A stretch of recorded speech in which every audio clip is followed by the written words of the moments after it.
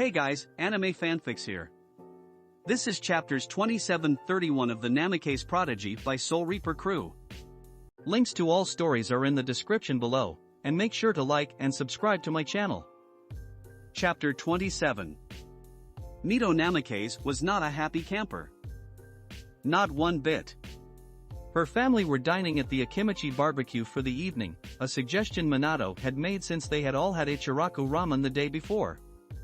It had been 2 days after her siblings had returned from Wave Country after Eiji's supposed C-rank mission had changed into an A-ranked mission and got to face off against a world-renowned shinobi and his apprentice. She had watched for days as her mother paced around their home waiting for the news that her youngest son had returned to the village and had a shadow clone keeping lookout over all 4 of the gates. By then Makoto Uchiha had joined her and the 2 family matriarchs had not been the most pleasant of women to be around. Even after Minato had informed them that Team 7 had survived an encounter with Zabuza Momochi and got to Wave safely, it had not dampened their worry. When they were told Naruto, Yugo and Hayate had gone as well, they felt a breath of relief, but their worry remained. Their youngest sons, who had only been genin for 3 months, were facing a shinobi of an A-ranked caliber. Mito, while being worried about her twin brother, couldn't help but feel green with envy and made sure to hide it since her parents didn't need more problems. Her poor father was already sleeping on the couch. Not only that, but since Eiji had come home, Kushina had been keeping a very close eye on him, making sure there were no after effects from the mission. She wanted to know everything that had happened on that mission. Makoto had been the same. Despite anything he tried to say, Makoto would not let Sasuke out of her sight or out of the clan compound other than for team meetings and training. It was annoying the boy and had tried to set his mother straight, which led to a long argument between mother and son. Eventually Itachi had to step in since he and Shizuka could hear them from the Uchiha training grounds.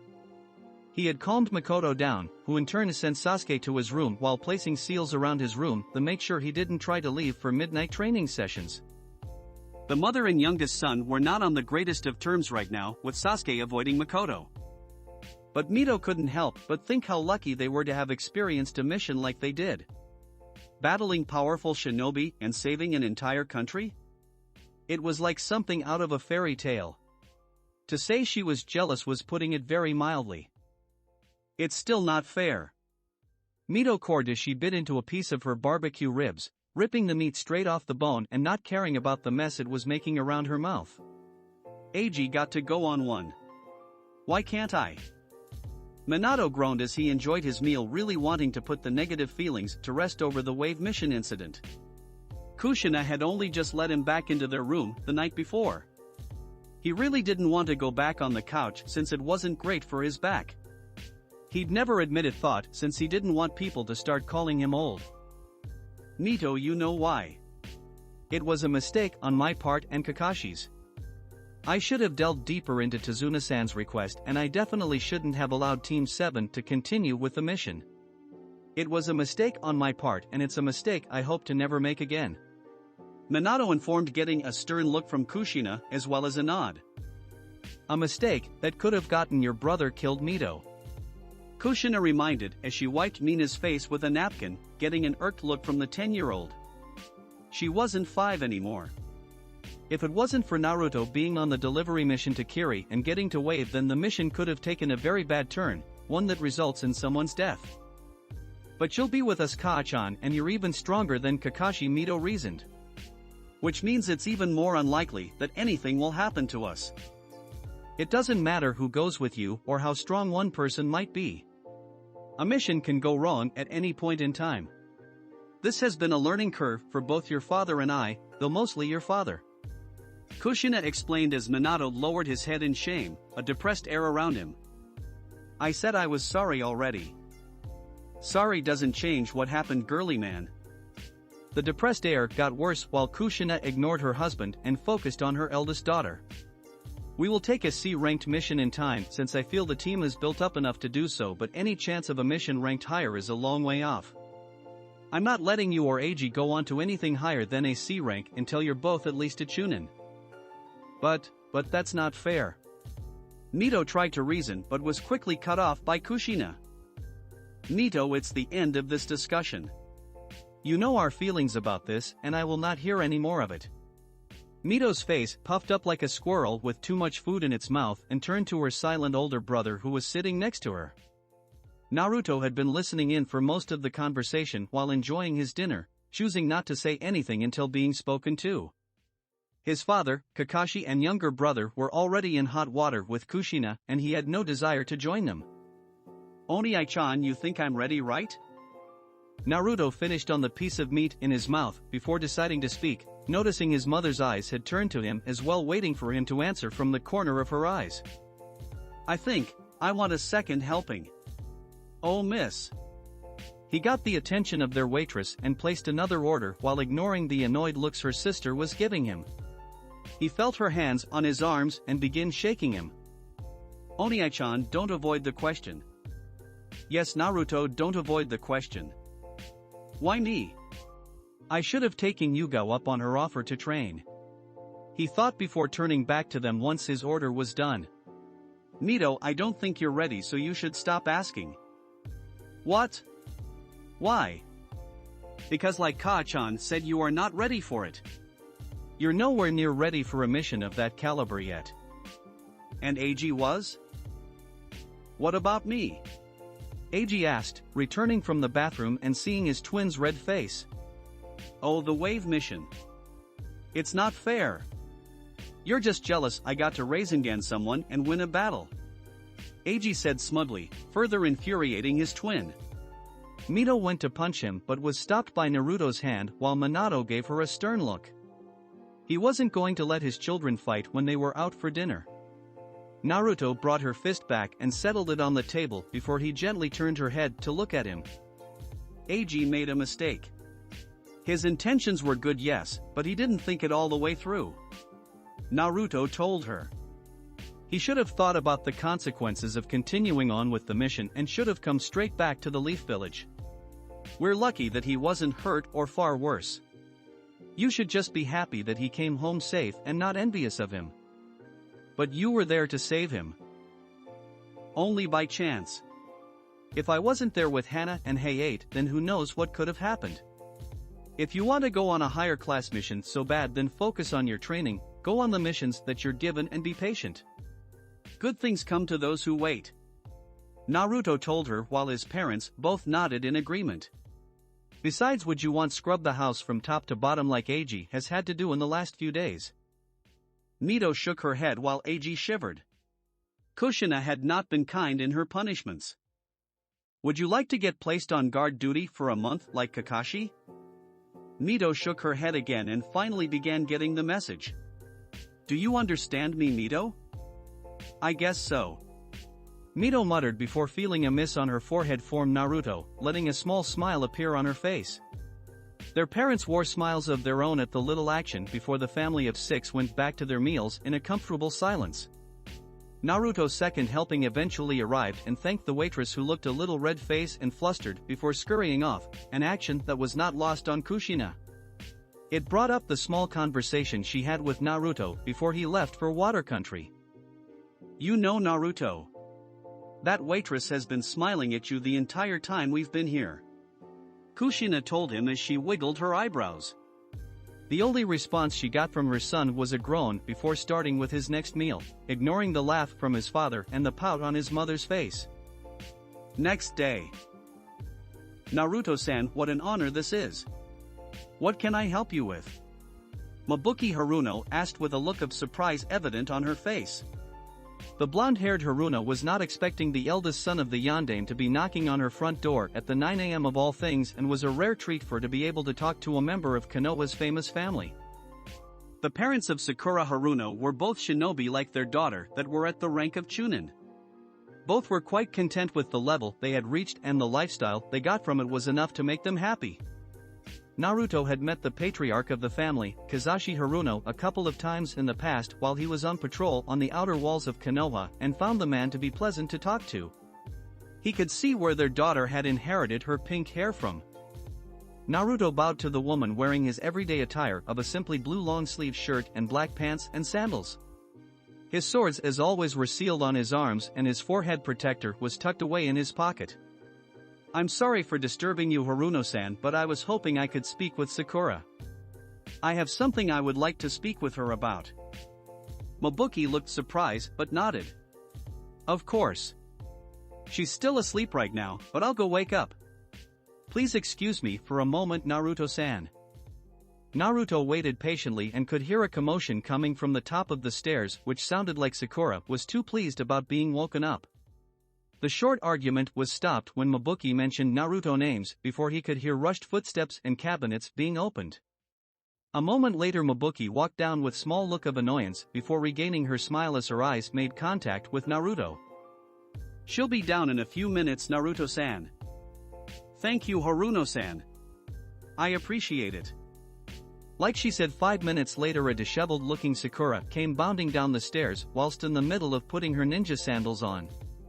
She stopped right in front of Naruto while pulling out a hairbrush from the cabinet beside the door and straightened her hair. She looked nervous as she looked at Eiji and Mito's older brother, who simply stood there waiting for her to finish. From the next room, she could see her mother shaking her head before she went back to her breakfast. Sakura gulped and put the hairbrush down before meekly asking, "Hello, Naruto-san. What are you doing here? I wanted to speak with you. Come with me. There's somewhere I want to take you." Naruto answered back before he began walking away. Sakura stood there surprised for a moment before saying goodbye to her mother and walked out of her home. She jogged up to Naruto and settled in beside him and started walking at a similar pace. They were silent for 5 minutes as they made their way through the center of the village and not taking any notice of the civilians and the market vendors that were occupying the streets. Sakura had to try her best not to look at the clothes that were presented on many of the market stalls, some of which had caught her eyes and had made a note of to check the prices for later. Already her mind was wondering if Sasuke would like her in said clothes. When she looked up at Naruto, she saw he was just looking at the path in front of them and not acknowledging her, as if ushering her to speak first. She bit her lip before deciding to take the first step. "So what did you want to talk about, Naruto-san?" Sakura stopped when Naruto stopped and watched him turn to face her. They were on the edge of the market now and were not that many people around. There were a few shinobi, though no one that she recognized. "Sakura, I'm going to ask you a question and I want you to answer me as honestly as you can," Naruto asked, and Sakura looked put off before nodding her head. "Why do you want to be a shinobi?" The question caught her by surprise, but Sakura answered immediately without thinking about her answer.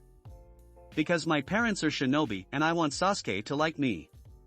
Her hands went up to her mouth and stood surprised at her answer. It was the reason she had told herself over and over again, that she didn't realize what other people might think to her reason. If that is truly your reason to want to be a kunoichi, then you should give up and drop out of the ninja program, Naruto told her harshly and made her take a step back in surprise. "The reason you just gave me is an insult to kunoichi everywhere in the world. Do you think being a shinobi is a game?" Nervously she shook her head. "That's right, and right now you're making a mock out of it. It's reasons like this that end up getting people killed. Not only yourself, but the people around you. Do you want the guilty conscience of knowing you got your teammates killed because of what a deadweight you were?" Again she shook her head. "Not only are you doing yourself a disservice, but you're making a mockery of the very shinobi that protect you and everyone in the village." Naruto looked down at the younger girl and could see his words were hitting her. Her eyes were beginning to shimmer, and despite feeling horrible for what he was saying to her, he knew it needed to be said. She needed to wake up and see reality. "Sakura, what I saw in Wave was completely and utterly disappointing. I had thought more of you, and yet you let me down big time. Your skills are nowhere near the level of a genin, and if anything I think you should be sent back to the academy. The academy's 3 basic jutsu are not going to get you very far in this world." He gently ushered Sakura over to a nearby bench and sat her down. By now the tears had broken free and were running down her face while her hands were clenched in her hands tightly. Her sobs could be heard, and it hurt Naruto to see anyone like that. "Sakura, look at me," he asked as Sakura's sob-ridden face looked up at him. "I know how much you like Sasuke. Heck, I've heard Mito and Eiji go on about it in annoyance. Plus I have known Sasuke since he was a toddler. I know this hurts, but since I imagine that he your first crush, right?" Sakura nodded her head. Sasuke has a lot of issues that go very deep. His issues with his clan and his brother have made him hateful and unkind. He's a good-looking boy sure, but as he is not good for you. This fixation you have for him needs to stop, and you need to start focusing on the real world and not the one you have created in your head. But I really like him. Sakura sobbed and her eyes met Naruto's blue ones as a comforting hand rested on her shoulder. I know, and maybe in the future Sasuke may change and finally begin letting people in. But until then I think you need to let him go. Be his friend by all means, but don't expect anything to come of it. For now you need to let him go and focus on you. He wiped a stray tear away from her cheek and gave her a warm smile. Can you do that for me? He watched Sakura think long and hard, and they sat in silence for 5 minutes. He gave her the time to think and watched her eyes flicker as thousands of thoughts ran around in her head. It was hard for one as young as Sakura to give up on something she believed in. But Naruto and everyone else knew it was not healthy for her to keep going down this road. No one wanted to see Sakura die at a young age. I can try, Naruto-san. That's all I can ask for, Sakura-chan. He responded back and patted her shoulder as a tiny smile appeared on the pink-haired girl's face. Now if I ask you again, why do you want to be a shinobi? Again Naruto sat back and waited for Sakura to give him an answer. The girl really wanted to prove herself to her peers, which was a good thing. She had determination, and Naruto and her Jonin sensei Kakashi wanted to bring that out of her more than anything. Without focusing on Sasuke all the time, she could do very well as a kunoichi. Naruto-san, I know what I want. Sakura said quietly as she gripped her dress tightly, with Naruto leaning in to hear her answer. I want to make my parents proud and show everyone I can be a great kunoichi. That's why I want to be a shinobi. Sakura watched Naruto's face before feeling a small sense of relief when he smiled warmly at her. Better, Sakura. Much better. Naruto stood up, which prompted Sakura to do the same. She wiped her eyes and tried to make her look more presentable. Now since your resolve to being a kunoichi is stronger, I think we talk about your skills and strength and how we go about improving them. How do I do that? Kakashi-sensei is still on guard duty for another 3 weeks. Sakura asked. She wasn't sure who to go to if she wanted to train. Kakashi was still being punished, Sasuke was training on his own at the Uchiha compound, Eiji had managed to talk his mother into letting him train with Mito and their team. She didn't know where to go. Even her parents were busy most days. Well, that problem I am about to solve for you. Let's keep walking. Naruto told her, and the pair resumed walking. Sakura looked curious about where they were going and watched as Naruto greeted some of the members of the public as well as some of their fellow leaf shinobi. She could see he was very popular in the village, but never realized how much so until now. She was beginning to see why Eiji and Mito talk about him a lot. Soon enough Sakura noticed Konoha Hospital appear in the distance and saw Naruto was leading them straight towards it. We're going to the hospital? Sakura asked. Is someone sick? Everyone's fine, but this is where your training is going to begin. He told her and saw who looked confused. Tell me, Sakura, have you ever thought about being a medic nin? She shook her head. I've never given it much thought, Naruto-san. They came up to the building and Naruto pushed the door open, holding it open for the young girl before he began leading her up one of the stairs while nodding to the nurses behind the reception desk. Well, Sakura, let me tell you about a medical nin in case you were unaware what their role is. Medical ninja are ninja who specialize in medical treatment and use of medical-oriented techniques to heal others and accompany other ninja on high-ranking missions to increase the success rate of the mission and overall survival rate of the squad. A medical nin is trained to avoid getting injured in any way, for the reason that if they are injured, then there would be nobody to heal the other members of their team. Sakura listened closely and began to get a positive look appear on her face. From how Naruto was describing the role of a medic ninja, it sounded to Sakura like they were very important to the village and it was not a profession everyone was designed for. It sounded to Sakura like a hard type of shinobi to become, yet she found herself intrigued and even a little excited. You think I could be a good medical ninja, Naruto-san?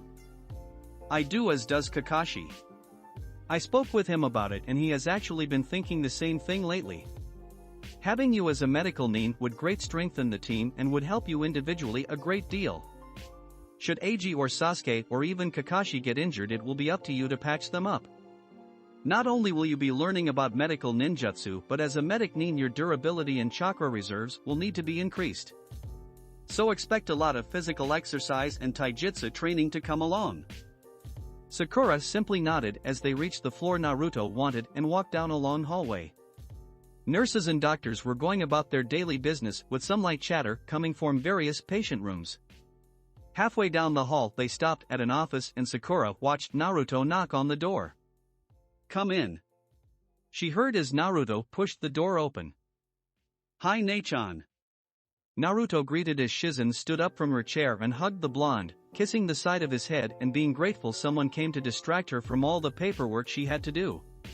Or should she say Tsunade's paperwork that she had neglected to finish or even start. Shizen's eyes turned over towards the pink-haired girl who was awkwardly standing there unsure of what to do. Is this her? It is. Shizune met Sakura Haruno, member of the 7 and Genin of Konoha. Naruto introduced. Sakura this is Shizune Katto, Jonin of Konoha, disciple of Lady Tsunade of the Sannin and one of the best medic nins in Konoha. It's nice to meet you, Shizen-san. Sakura bowed to the older woman and couldn't help but feel nervous. She knew full well who Tsunade was since she was one of the strongest kunoichi in the entire world, if not the strongest. Therefore Sakura figured if Shizen was her student then she must have been very strong as well. The same to you, Sakura. Shizen acknowledged as she greeted Sakura. Naruto came to me yesterday and asked if I wouldn't mind seeing if you had the right mindset and skill proficiency to become a medic nin. Now before we do anything I will inform you I am a busy person and I don't get a lot of free time. However, if you prove to me today that you will train hard and work constantly at joining the medical corps, then I will be more than happy to take an hour or two out of my days to help you. Sakura's face lit up in delight and held her hands to her chest. That would be wonderful, Shizen-san. I promise I will try my hardest. Shizen gave her a smile and held her hands in front of her in a patient manner. That's all I ask for, Sakura. The medical corps of Konoha are always ready to take on more men and women like yourself into the healing arts. The more we have, then the better chance our shinobi will come home alive. Shizun turned to Naruto. I can take it from here, Naruto. I hope you remember our deal. Naruto sighed. I know. Your morning coffee and pastries every morning for the next month. Very good. Now off with you. I'm about to start my rounds in 10 minutes, which Sakura will help me with and observe. Go on now, off you go. Alright, I'm going. Good luck, Sakura. Don't let Nei-chan work you too hard. Naruto said as he waved goodbye to Sakura. I'll try, Naruto-san. Thank you for everything. Sakura thanked before Naruto left the room. She turned to face Shizun and went to sit in the Shizun was motioning towards. As they sat down, Shizun got out a pen and blank piece of paper before beginning to speak. Okay, Sakura. First tell me about yourself and tell me what you would like to achieve here today. 1 month later. Should we really be doing this? Hana asked, looking over at Anko, who had her arms behind her head and a big grin plastered on her face. They leaned up against a large tree, happily resting underneath the shade as the sun beat down on the village. It was a very hot day and most were taking shelter in their homes, in the swimming pools or under the shade of the trees. Of course. We don't get a sight like this every day. Let's enjoy it while we have it. Plus the heat just makes it even better. Anko explained as Hana rolled her eyes but nevertheless kept her eyes on the attraction that was in front of her. On the other side of Anko was Shizuka, who had a mix of content and annoyance. All three girls were in their casual clothes while their sandals rested to one side. I don't know whether I am okay with the two of you ogling my future husband, Shizuka said with a miffed-off tone, yet never took her eyes away from the sweat-covered Itachi. Anko could only grin, and both she and Hana could see the light blush that was on her cheeks. In front of them, currently using the training field, was Naruto and Itachi, who were making good use of the hot day and the empty training fields. Both boys were topless, having discarded their shirts early on after being egged on by Anko. Both young men were currently in the middle of taijutsu spar, with Naruto currently on the offensive and Itachi on the defensive. Itachi had requested it since he didn't want his taijutsu to slacken, and Naruto was the best person to keep him on his toes. Anko put her arm over Shizuka while keeping her grin. "My dear Shizuka, you can't keep Itachi all for yourself all the time. You got to let us girls enjoy a piece of him every now and again. A body like the ones those two have need to be appreciated by us girls." "I thought you were only into women. Why would you care about their bodies?" Shizuka pressed, still not entirely comfortable with their ogling. No, Shizu-chan. I like both genders, and while my Hana keeps me more than happy, that doesn't mean I can't appreciate a well-kept male body." Hana shook her head as she knew Anko's playful and sexy side was beginning to appear. She didn't even bother stopping her from talking about their bedroom antics. It was a lost cause. Besides, no offense to Itachi, as muscular and defined as he is, I think we all know Naruto wins the best body award. Anko and a reluctant Hana couldn't help but look at the muscular upper half of their blonde friend and roommate. Naruto was the more physical fighter of the two, and the taijutsu and kenjutsu training was very clear on how big the results were. Though Shizuka remained looking at her fiancé, she would not deny he had a very nice top half. "Hey, what are you three talking about?" Naruto shouted over as he blocked a strike from Itachi and kicked him back, which resulted in Itachi skidding back. "Your sexy top half, that's what Mama likes," Anko shouted back, which came to no surprise to the two males. "Both of you come here for a second." Naruto and Itachi ceased their spar and made their way over to the three girls.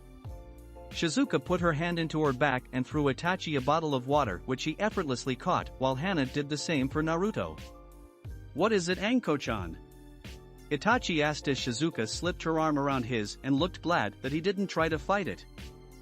"You guys heard about the Chunin exams that happening in 2 months, right?" "Yeah, of course. What about it?" Naruto spoke as he chugged down the bottle of water. "It's all I've been hearing about at home. Mito is pestering my parents about letting her take part. Sasuke is the same with Kasan and I," Itachi added. "Well, I thought you guys might like to know Hokage-sama has asked if I would like to be the proctor of the second exam," she revealed, causing both Naruto and Itachi to spit some of their water. "You're kidding." "She's not," Hana revealed. "I was there when he asked." Naruto couldn't help but shake his head and feel some pity for the youngster that would be taking part. "Man, do I feel sorry for the genin. They have no idea what they will be in for." Anko licked her lips at his words. "You got that right. I plan on making this year's very special.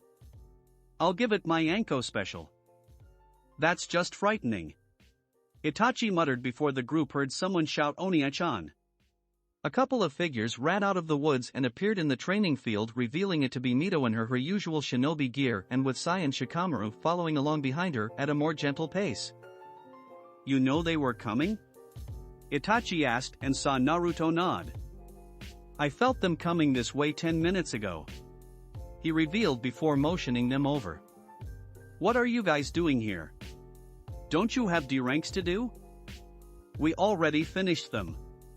Kachan gave us the rest of the afternoon to train on our own," Mito revealed before pointing at Naruto with a determined expression. "I want a rematch, Oniya-chan. I want to show you how much I've improved already." "Already? But it's only been a few months.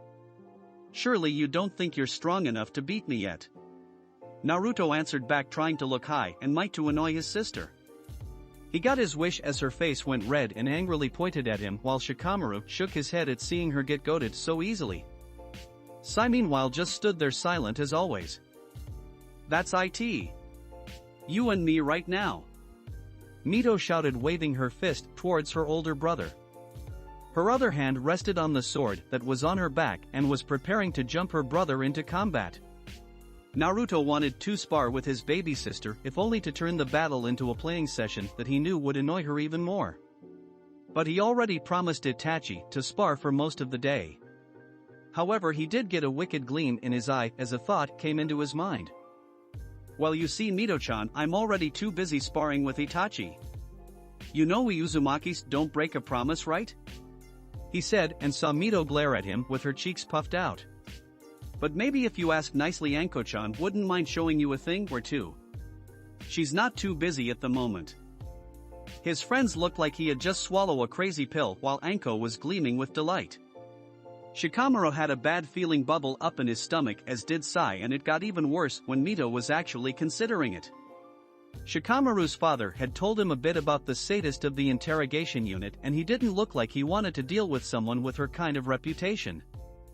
Before Mito could accept, Anko jumped up from her sitting position to land on her 2 feet and happily cracked her knuckles. Well, since you asked so nicely, I think I can show them a thing or two. Anko then proceeded to pull up her top, revealing a sports bra underneath along with her pants, which revealed tight spandex shorts. Anko, why do you have that on underneath your clothes? Naruto asked as he put his hand in his palm, something that was mimicked by Itachi. Hana and Shizuka both rolled their eyes. Shikamaru was trying to look everywhere except the near-naked woman, with Sai trying to do the same. Mito though looked at Anko bust before she looked down at her own. Will I grow like that? She thought before she felt Naruto flick her forehead. Hey, I know what you're thinking. None of that is allowed for another 5 years at least. He told her, getting another annoyed look from his sister as he patted her head as if she was a pet. Anko stretched arms and legs before she sauntered towards the middle of the field, swaying her hips hypnotically as she did that caught the attention of Hana and Naruto. I thought I would spar with you guys later, but I guess teaching the kiddies a thing or two can work too.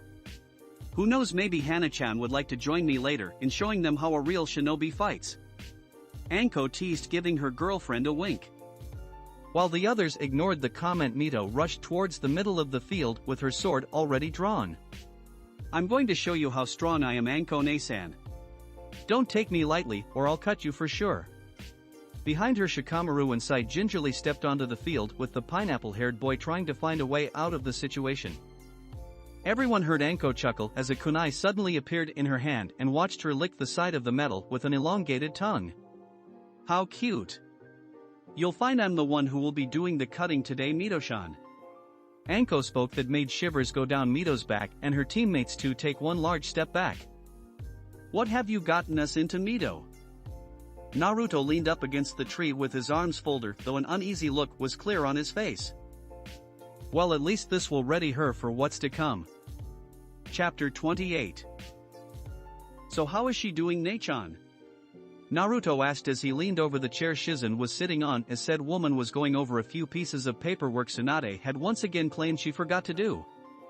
Naruto's hand was resting beneath his head while he stared over at Sakura, who had her hands held over a fish that rested on a small table. Her face was furrowed in concentration as the familiar green aura of the healing palm technique washed over the fish. Mina, don't touch that. We don't want it smashing on the ground. Mina Namikaze stared into one of the many jars that rested on the enormous bookcase, which inside contained what looked like a pale pinky finger. It grossed her out at first, yet her eyes kept going back to it. Okay, Oniai-chan. She called out before she skipped over and as usual jumped into the embrace of her big brother, wrapping her arms around his neck while his arms came from underneath her to keep her steady. She giggled as her feet swayed around in the air. Shizen smiled at the interaction while trying her best to keep working on the paperwork. Sakura's doing well. She was a bit rocky during the first week, but she began adapting very well. Thankfully her chakra reserves have grown in the last 3 months and I'm proud to say is now firmly at a genin level. Her control grew as well and has one of the best chakra control I've seen for someone her age. So it was a good idea to bring her to you? A very good idea. Naruto sighed happily. I'm glad. We could all see she wanted to contribute in some way, but her bad habits and mindset was really getting in the way. Though I hear she hasn't spoken much to Sasuke as of late. Naruto admitted. In fact, I think Mito has said Sakura has been spending more time with her Ino and Hinata. It's a good sign. It is. The idea someone could act that way over a boy at such a young age was quite unsettling. Though from the improvements she has made, I think she will go very far in this field. She's memorized everything I have told her and taught her, and the patients she assists me with seem to like her. The nurses too have taken a shining to her, though her temper can sometimes get the better of her. Naruto chuckled. Well, it's a good first step, and I'm sure her parents are happy that she's taking her career as a shinobi more seriously. Oni-chan, what's she doing? Mina asked as she stared over at Sakura, who was still focusing on the fish on the table. Mina's face scrunched up since she recognized the green aura around her hands and knew her brother had done something similar in the past with his hands. Well, Mina, Sakura is currently learning the healing palm technique. You remember that Shizun and Tsunade are medical shinobi, right? Naruto asked and saw Mina's face scrunch up while nodding. Yeah, I remember, Oni-chan. She responded back as she looked to and from Naruto and Sakura. Well, Sakura is currently learning to be a medical shinobi like them. Instead of fighting enemies, her primary goal when she is out on missions will be to heal her friends and comrades when they get hurt. Plus, when she's not on mission, she will help out at the hospital and help Tsunade and Shizun-chan with patients. Mina understood. You can do it too, can't you, Oni-chan? She asked with Naruto smiling and holding up his free hand to show the healing palm technique.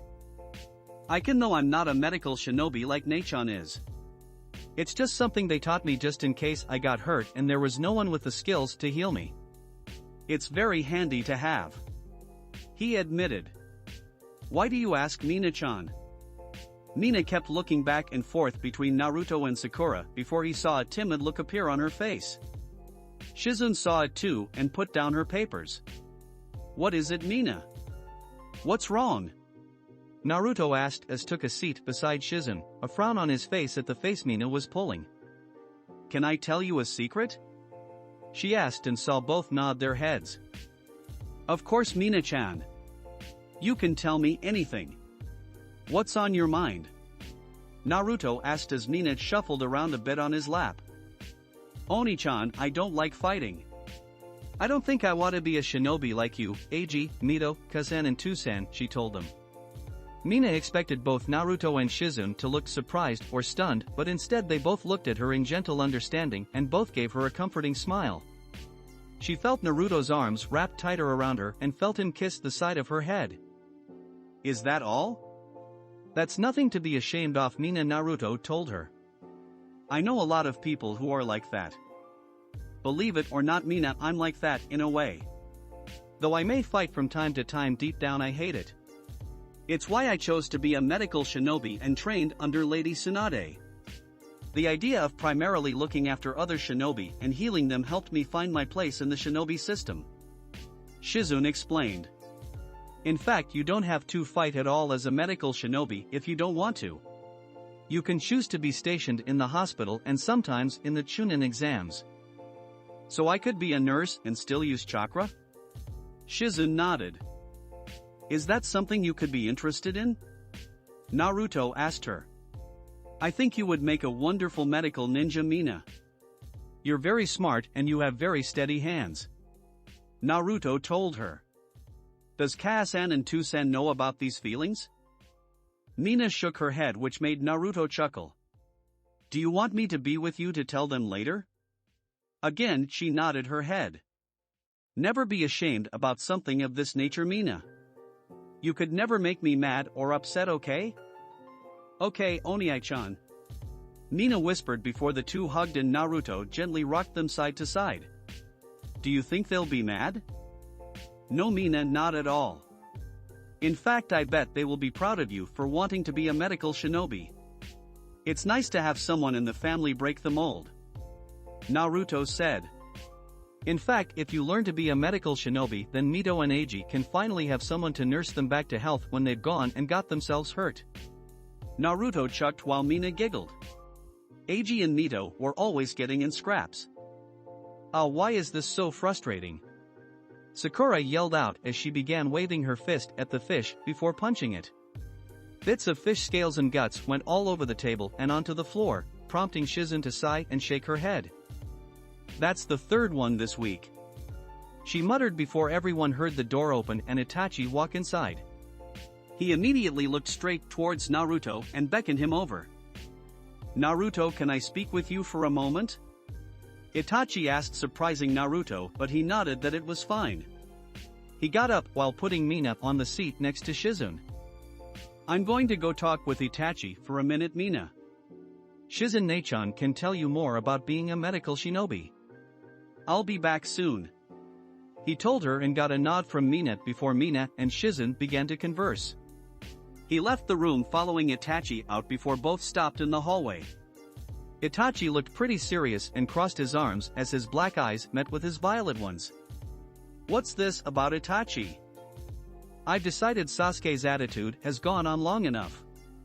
It's time for some tough love in order to stop him from going down this path he's decided to take." Naruto snorted. "About time, don't you think? I've always said you and Sensei were too soft on him." He saw his friend sigh and Naruto could tell Itachi had finally realized what needed to be done. Naruto didn't want to see their family get torn apart because Sasuke's hatred was beginning to take control of his life. The boy was too prideful and arrogant for his one good. "I know, and that's why I need your help with this. He and mother just had another argument which left my mother close to tears. I'm done with this attitude," Itachi explained, to which Naruto was all ears. He was all for a good ass whooping, especially if it was for Itachi's brat of a brother. Later that day, Uchiha compound. The sound of fists hitting against a wooden post rang through the Uchiha compound training ground as Sasuke Uchiha slammed his clenched fist against the hardwood, a look of determination etched onto his face. He has a bead of sweat running down his forehead and wore his usual blue top and white shorts. The skin on his knuckles were red raw from how hard he was punching his target, yet he forced himself through the pain he was feeling in order to help reach his goal. Since then night his father and many of his clansmen had been killed, all he felt was the swirl of rage building up in his stomach. The need to prove his worth to everyone had only gotten stronger over the last few years, and it showed in his performance both at the academy and when he was with his team. It annoyed him that he was forced to stay at the academy until the age of 13, as he felt he was more than ready to be put on active duty a year earlier. It was only because of the Hokage and his family that it was never allowed. It didn't help that he knew his brother and his brother's best friend were the two mostly responsible for slaughtering his father and his clan. He didn't understand how people could just accept it and go on with their life. Why was there no justice for their family? Why were they never punished for their actions? He didn't understand, and it made his blood boil. He wasn't like Itachi or his friend Naruto. He had heard what people would whisper around the village and how they compared him to them. It burned him to the core when they did that. He wasn't Itachi, and he certainly wasn't Naruto. He was Sasuke Uchiha, youngest son of Fugaku Uchiha, and the man that would one day defeat his brother to take the title of leader of the Uchiha clan. He would make their family prosperous again. You know, there's not much point in punching a target that doesn't move or tries to fight back. Sasuke heard. He turned around and narrowed his eyes when he saw Naruto standing 10 meters away from him with his usual calm expression on his face and hands in his pockets. He wasn't in his shinobi clothes and instead in his everyday clothing. He's fast. I didn't even sense him, Sasuke thought before he spoke to the blonde Jonin. What do you want? Itachi's not here.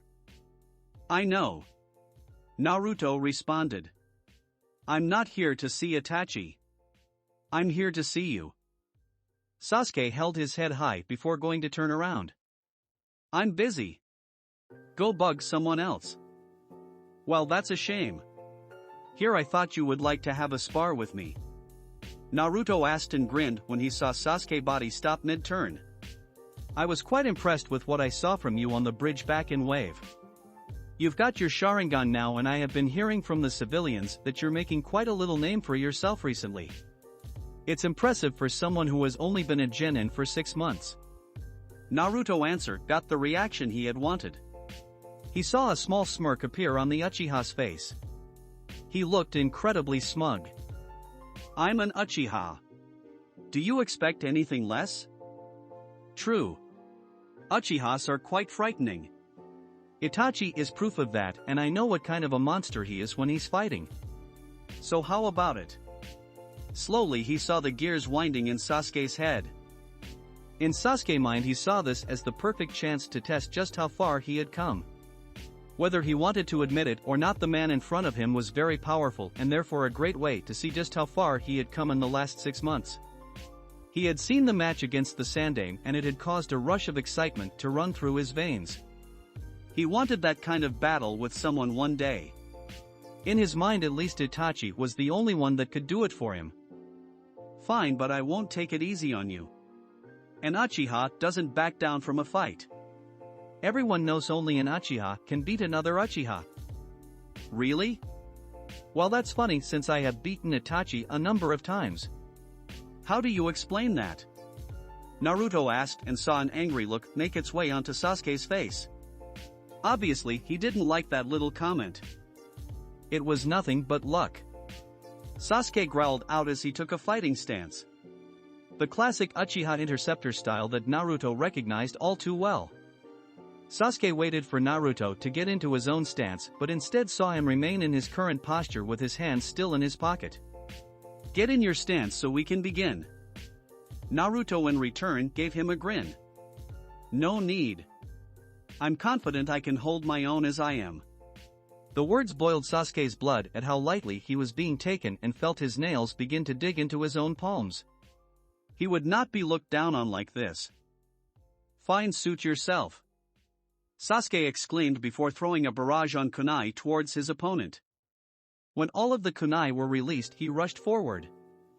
He didn't understand what had happened, but he watched as Naruto very subtly shifted his legs, shoulder and neck around just enough and watched in surprise all of his kunais go right past him. None of them even scratched him nor caught a piece of his clothing. It was similar to first time he fought Kakashi and how nonchalant the copy ninja had acted with him the first time they fought. Sasuke jumped into the air and tried to land a blow onto Naruto's face but promptly blocked by one of Naruto's hands. Sasuke thought didn't stop and then swung his right leg down as he twisted his body in the air. Again, though, Naruto blocked it this time by bringing his elbow up and stopping his leg from going any further. Before Sasuke could twist himself around again and try with his other fist, he felt his body begin to swing in the air and get launched towards the ground. Sasuke recovered as he skidded on the ground and saw that Naruto had barely moved a muscle. Narrowing his eyes, Sasuke raced through some hand signs before say out fire style, fireball jutsu. The fire flew straight towards Naruto and he watched as the fire engulfed Naruto completely as well as the aura of earth that lay around him. Sasuke would have smirked if not for the voice behind him. Not bad. Sasuke turned around only to meet a strong foot connect with his stomach. The boy skidded across the ground and clasped his stomach as he felt the wind knock right out of him. He struggled to stand upright and shakily managed to stand up after a minute of trying to catch his breath. You ready to keep going? I thought we were just getting started? Naruto asked and grinned once more when he saw Sasuke activate his Sharingan, a glare on his face as he tried to burn Naruto alive with it. He rushed forward again but quickly stopped and fell to the ground when Naruto suddenly appeared in front of him. His speed is off the charts. Naruto slammed his fist into Sasuke's stomach only for the Uchiha to use the substitute jutsu. Sasuke appeared a few meters away on his left and saw him rushing hand signs again. Fire Sly Phoenix Flower Jutsu. Multiple flower shapes fireballs flew towards Naruto only for Sasuke to watch as Naruto did the impossible in his eyes and extinguished them with simple punches. His hands smoked slightly but he saw no pain register on the blonde's face. Itachi's version of that jutsu is at least 5 times more powerful and far more widespread. He watched rage contort on Sasuke's face as he mentioned Itachi again. You should really learn to master your jutsu before beginning to learn more. Stop comparing me to Itachi. Sasuke roared out as ninja wire appeared in his hand and Naruto watched as Sasuke ran at his top speed, which Naruto had to admit wasn't bad and was probably low Chunin level at best, and wrapped Naruto's body in firm ninja wire. Sasuke's feet pressed against Naruto's shoulders before he pushed off into the air. A kunai with an explosive tag appeared in his hand before throwing it right in front of Naruto. Sasuke's Sharingan looked down at the captured Naruto, and yet before the explosion could even happen he watched in disbelief as chakra wrapped around Naruto's hands and promptly swiped and cut straight through the ninja wire like a hot knife went through butter.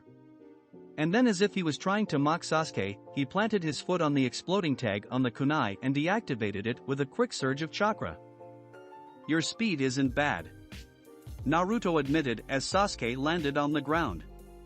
"But you should be mindful of your surroundings and not focus so heavily on one person in such a big field." Sasuke looked confused, but before he could ask a hissing sound came from underneath him. Looking down he panicked when he spotted a live exploding tag beneath and jumped out of the way as quick as he could. The tag exploded and the force of the shockwave pushed Sasuke further through the air and slammed him hard into the ground.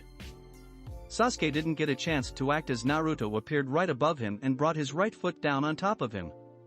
Sasuke narrowly avoided and rolled out of the way as Naruto created a small crater in the ground as his foot hit the ground. "Why are you running?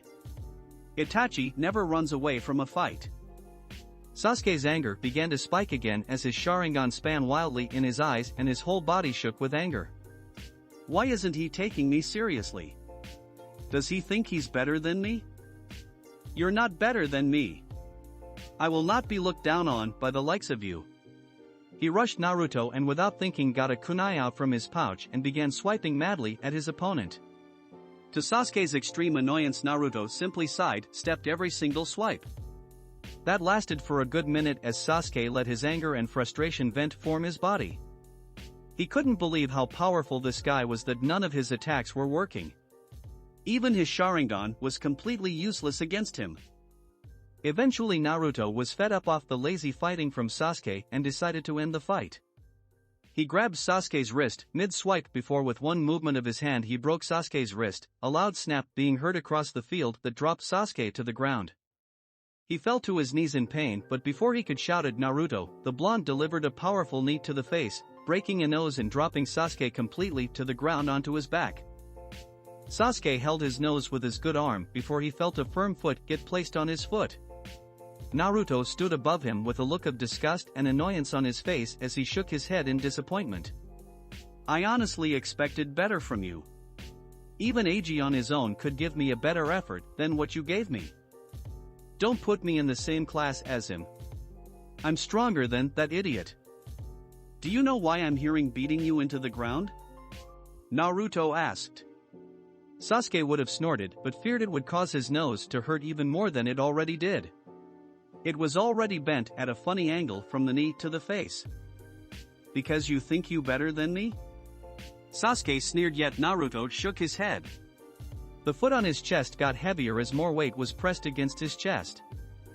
"No, you little fool. I'm doing this because Itachi asked me." Naruto watched as Sasuke's face turned from hateful to one of complete confusion. He saw Naruto turn his head and look to the left of them, and to Sasuke's surprise there was Itachi standing a few meters from them with an impassive look on his face. Itachi's eyes stared down at Sasuke, not showing any emotion as he began walking towards them. "You can take your foot of him now, Naruto. I think you have roughed him up enough." Sasuke heard Itachi say and watched as Naruto nodded his head and lifted his foot off the ground. Sasuke didn't move as the two older boys stood above him, both looking down at him with impassive looks. Why did you have him do this to me?" Sasuke asked as he looked directly at Itachi with a hateful look. Itachi wasn't affected by the gaze. "It's simple. This attitude you have carried with you for the last few years stops today, and it's time you started to grow up," Itachi told him. "I have this attitude because of what you did to our family. Why you killed our father." Sasuke said back, trying to stand up, but saw Itachi shake his head at him. "Do you know why I'm as strong as I am today, Sasuke? Do you know why I have got the level I am currently at?" This time Sasuke did snort, though he regretted it as pain filled his nose. "Because you're a prodigy and your mother's precious eldest." "Hey!" Naruto barked at him. "Show your mother the respect she rightfully deserves. You should feel lucky Makoto-sensei is your mother. Many would kill to have a woman like her as their parent. You are wrong about that. It's true being a prodigy does help in becoming a strong shinobi, but it will only get you so far. I am strong today because I chose to surround myself with friends who care for me and would have my back whenever I asked it of them. Friends? Friends make you weak. We are Uchiha. We are the strongest. Sasuke barked out as Itachi shook his head. That's where you are wrong again, Sasuke.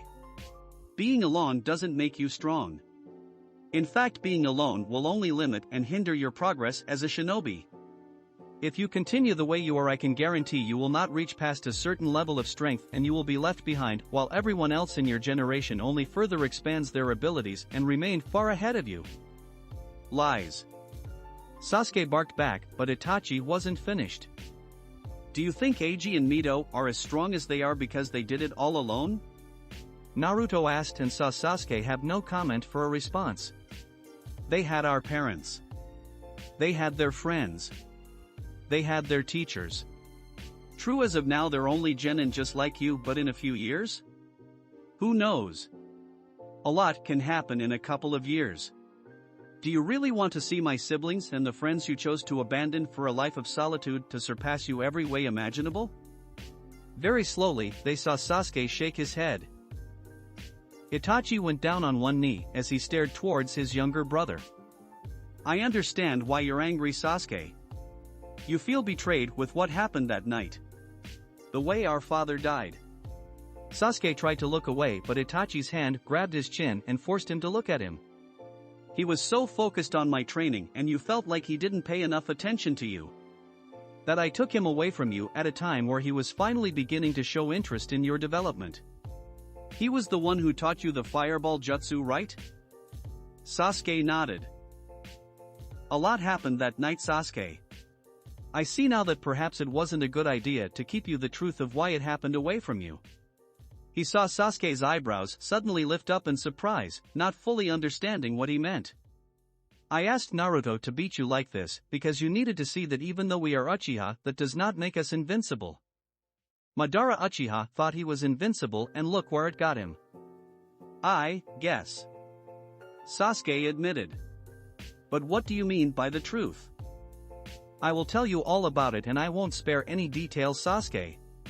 However, I want you to promise me here and now that this attitude you have carried around for so long will finally end and you open up more. You will start reconnecting with your friends, you will cease trying to frighten our sister who just wants to spend time with her big brother, and you will stop ignoring our mother who cares and loves you too much to see you shut her out. Sasuke tried to look annoyed, but the look Itachi gave him stopped that from happening. He didn't look too pleased about it, but after a moment's silence he nodded his head. I'll try. Thank you. Itachi said before turning his head to Naruto. Could you do something about his nose? Sure.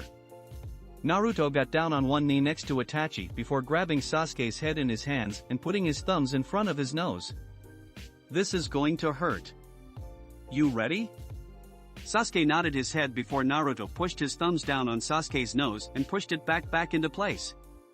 The sound was sickening and Sasuke grunted in pain though managed to tough it out. All you guys to talk though, I will say one thing before I leave. Naruto drew Shusui out of the seal in his wrist and stuck the tip of the blade directly underneath Sasuke's chin, frightening the boy at how close it was to his skin and how quick it appeared. I hear you have had a bit of an obsession with my sister Mito and have been giving looks that have been making her feel uncomfortable. Naruto's eyes grew colder by the second that made Sasuke gulp, forgetting about his previous attitude.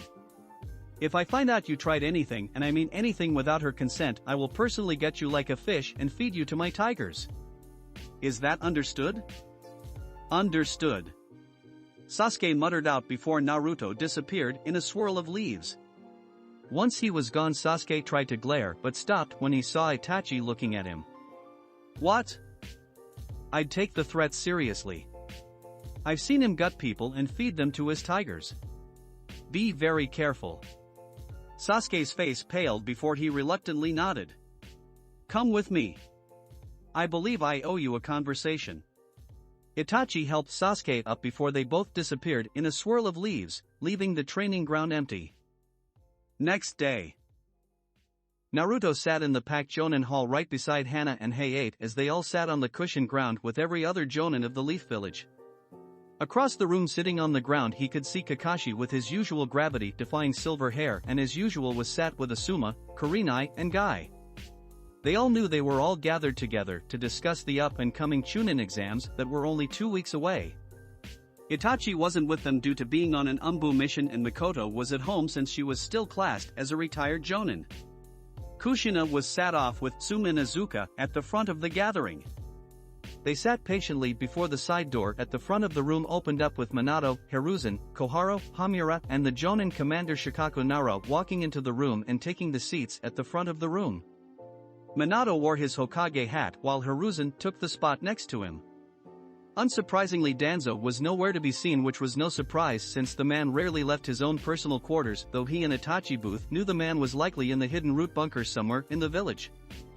The jonin in the room were quiet as they entered the room and waited for the meeting to begin. After a few moments everyone watched Minato stand up while placing his Hokage hat on the desk in front of him. Good morning everyone. I'm sure you're all aware what this meeting is about and are all aware that the Chunin exams will be taking place in the next 2 weeks. Naruto watched everyone nod their head and heard some whispered and murmurs among some of his fellow jonin. Since it's so close, it's time to let everyone know what will be happening this year. First off, the first exam will of course be the written exam, which will take place at the academy. I plan on having 2 of our Chunin set up a genjutsu on the lower level to try trick the genin. If they can't see through it, then we will be weeding out those not ready very early on. The proctor for the first exam will be Ibiki Marino, head of the interrogation corps. Many shivered at that as Ibiki stood up from his seat and bowed to the Hokage and the elders whilst giving some of the other jonin a glare. It had its desired effect as some looked away as he sat back down. Some of the jonin were already starting to pay their respects to the genin that would have to face him.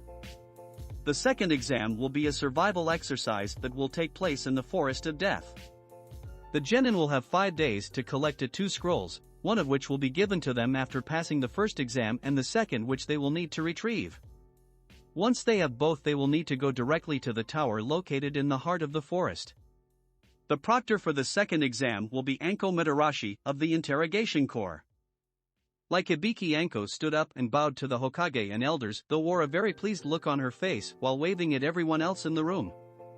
Her friends had to chuckle at her antics and was happy to show her excitement. Some whispered some harsh words about the purple-haired Kunoichi but were quickly silenced by Hana and Naruto, who had heard them. Finally, the third exam will of course be the annual one-on-one tournament. As always, it will be held in the Konoha Stadium that was fixed up after the field was partially destroyed by the Sandaime and my son. Naruto heard chuckles ring out from through the room, making him get embarrassed. It didn't help that he heard his mother chuckle the loudest and Anko got him in a headlock and ruffled his hair. The proctor for the third exam will be Ganma. As before, Ganma stood up and did his part before sitting back down. Now would the Jonin senseis all stand up and give us the names of the genin in your team that you are putting forward. Minato sat back down and got a pen and paper as he began preparing to list down the teams and the name of those from the leaf that would be competing. Naruto watched as 5 of the Jonin senseis stood up, one of which was his mother, who had a proud grin on her face. I, Kakashi Hate nominate Sasuke Uchiha, Sakura Haruno and Eiji Namikaze of Team Tujo. I Kurenai Juhi nominatte Hinatta Hiuka ja Kumu Kurama and Sino Apurame of Team 8. I, Mike Guy nominate Rock Lee, Tenten and Niji Hyuga of Team 9. I, Asuma Sarutobi of Team Sapporo nominate Choji Akimisi, Ino Yamanaka and Kiba Inuzuka of Team Sapporo. Kusina Namikaze of Team 11 nominate Mito Namikaze, Shikamaru Nara Ensai of Team 11. The room broke out into whispers at the nominations. Everyone seemed surprised that the rookies of the village were already being placed into the Chunin exams so soon. After only 6 months, they had to wonder how far they could have come in that space of time. But Naruto knew how far they had come. He had seen firsthand Eiji manage to defeat Haku with Sasuke, and Sakura was progressing nicely in her medical ninja training. Plus Mito and her team were gelling nicely even if they bickered a lot. He had a feeling they would be surprising everyone for this Chunin exams. Hokage-sama. Naruto heard as everyone looked towards the Jonin that had spoken up. What other villages will be sending teams this year? That got everyone curious since everyone knew they had to be on their guard when other villages sent teams to Konoha. Well, we have quite a number this year. We have multiple teams from Kyuzugakure, Takigakure, Otogakure, Amagakure, and even some from Sunagakure. From what the Kazekage has informed me, his children will be participating this year, no doubt to help spice up the Chunin exams this year. Some accepting murmurs were heard in the hall. Suna had been a relatively positive ally in the last 2 decades, though there was always going to be some distrust. No one seemed to bothered with the teams from the smaller villages. Naruto felt a little downtrodden at not hearing one of the other great shinobi, but before he could dwell on it, his father continued. However, that's not all. Naruto head snapped up and looked towards his father. I received 2 messages over the past 3 days before this meeting. It seems that Kirigakure will also be taking part and will be sending 2 teams to compete. Not only that, but Iwagakure will also be sending multiple teams this year. Along with the teams, Iwagakure has decided to finally reach out to us and put together some kind of alliance between our 2 villages. But Tsuchikage will be present during the final exam, but will be sending his granddaughter to begin talks. When he finished speaking, many of the Konoha shinobi looked angry and were muttering obscene words, especially towards Iwa. Many had lost family and loved ones in the 3rd Shinobi War, and everyone knew there was still some kind of bad blood between their 2 villages. Even Kushina was frowning. She didn't like the thought of so many potentially threats in Konoha, especially near her babies. It was a thought that was going through many of the Konoha mothers in the room. Naruto, though, ignored everyone else in the room and wore a megawatt smile on his face. He tried to hide it, but he just couldn't do so. He was too happy.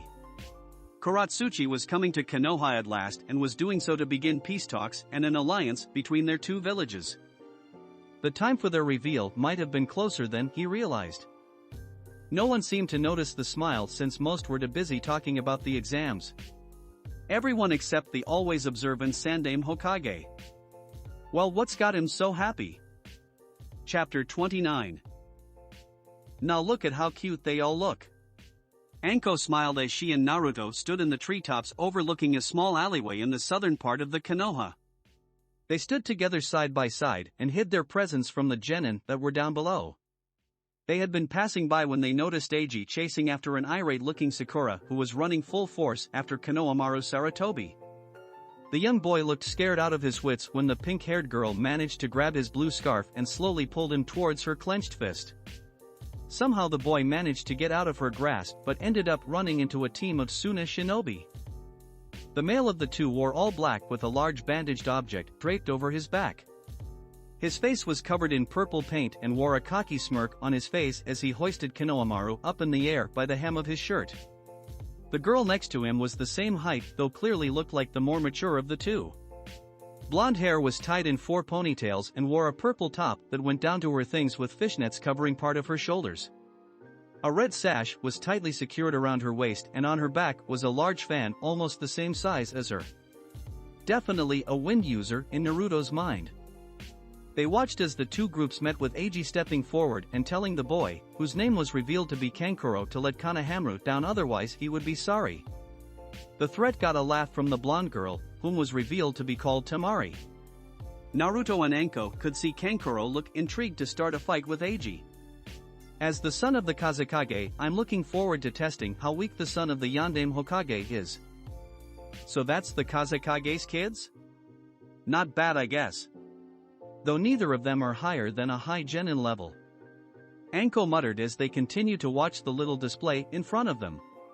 Eiji glared at one another, and Naruto could see him toy with one of the tri-pronged kunai he kept in his shinobi pouch.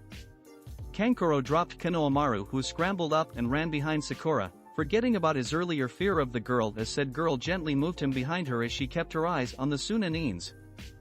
Kankuro, now is not the time to start a fight with a leaf shinobi. You know Baki-sensei will have our hides if we caused any trouble. Tamari warned, though Kankuro didn't look in the listening mood as his hands were grabbing a hold of the object on his back. You want to use crow? He-he-I-e-e-g-g-I.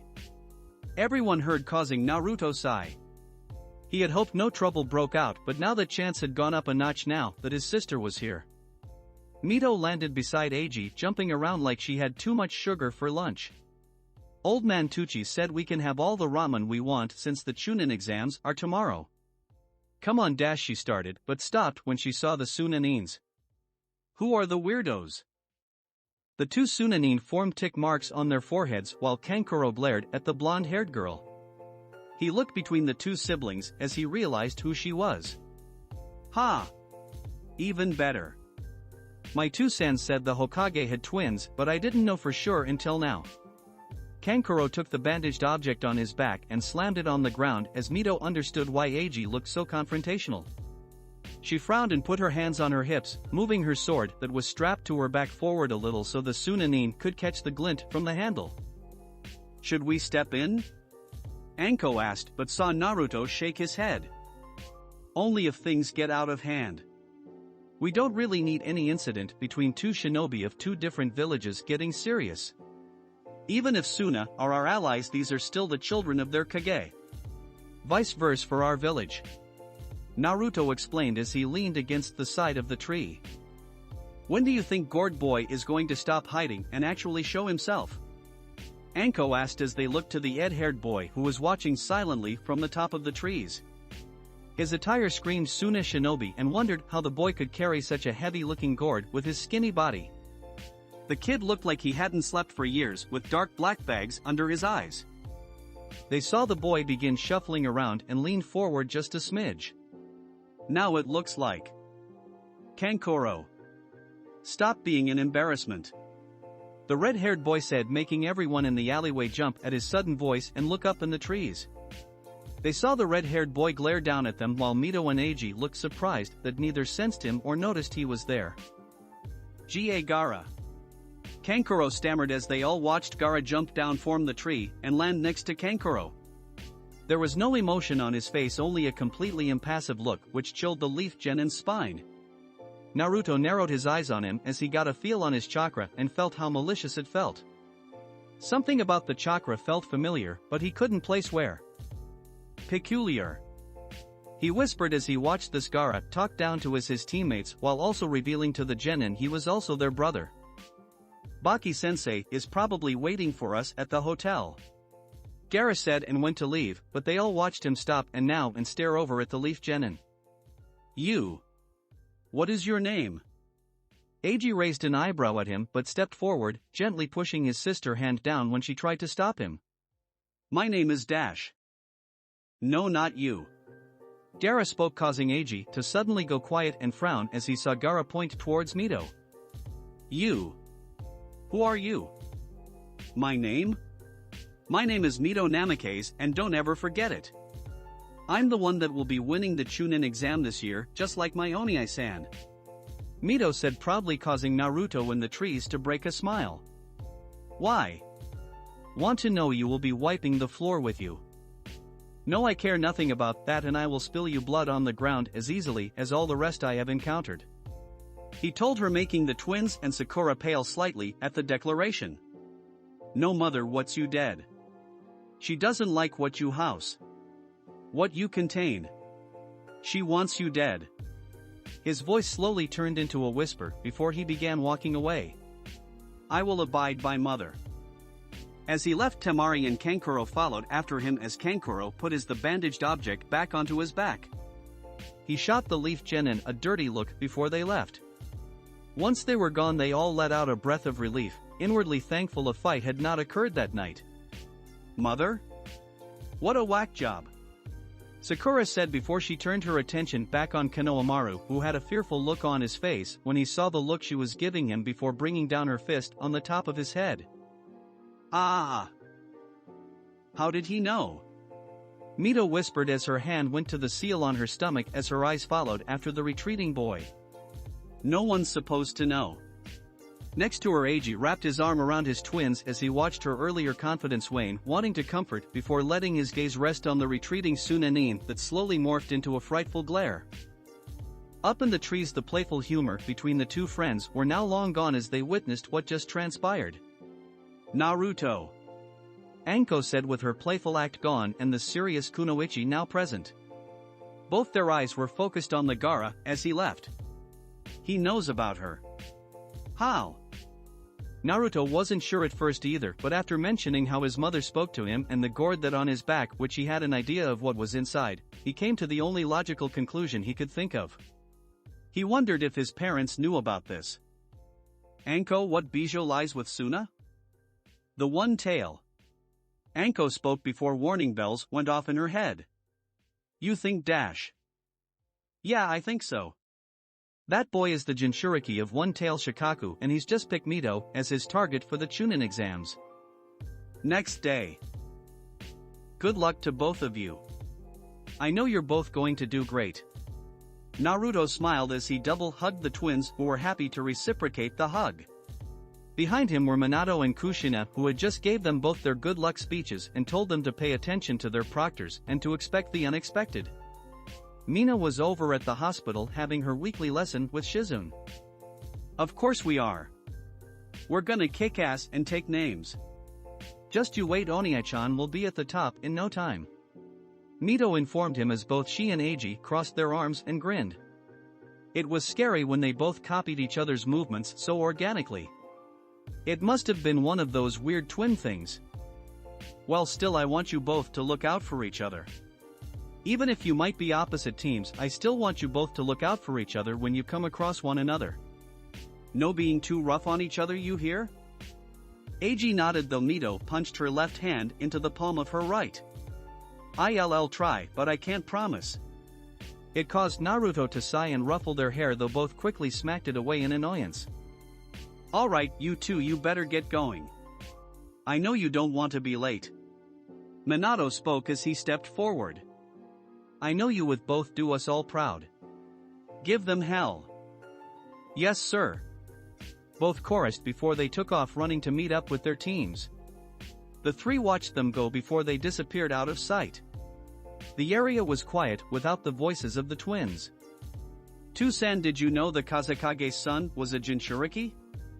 Naruto asked as he turned to look at his father. He heard him sigh and watched as he nodded his head. By the expression on Kushina's face, Naruto knew she was aware as well. We knew. As part of our alliance with Suna, the name of the Jinchuriki of the village's bijou had to be known in order for the trust between our two villages to have a foundation. The identity of a Jinchuriki is a big deal even if some villages hide it and others don't. Minato informed. Only myself, your mother and the elders are aware, while the Kazekage and their elders are aware of Mito. And the Kazekage's son. He informed them, making them both look alarmed. He seemed to know when they encountered one another yesterday. It shocked her that he knew and said she was now a target for his mother. Geez. Minato moaned as he ran a hand through his hair. I had heard the youngest of the Kazekage was a trouble kid, but this sounds worse than I thought. The Shikaku has been known to be one of the more violent of the bijou. We'll have to keep a close eye on him during the exams. Unless he does something that will get Mito or a Leaf Shinobi killed, then all we can do is observe for now.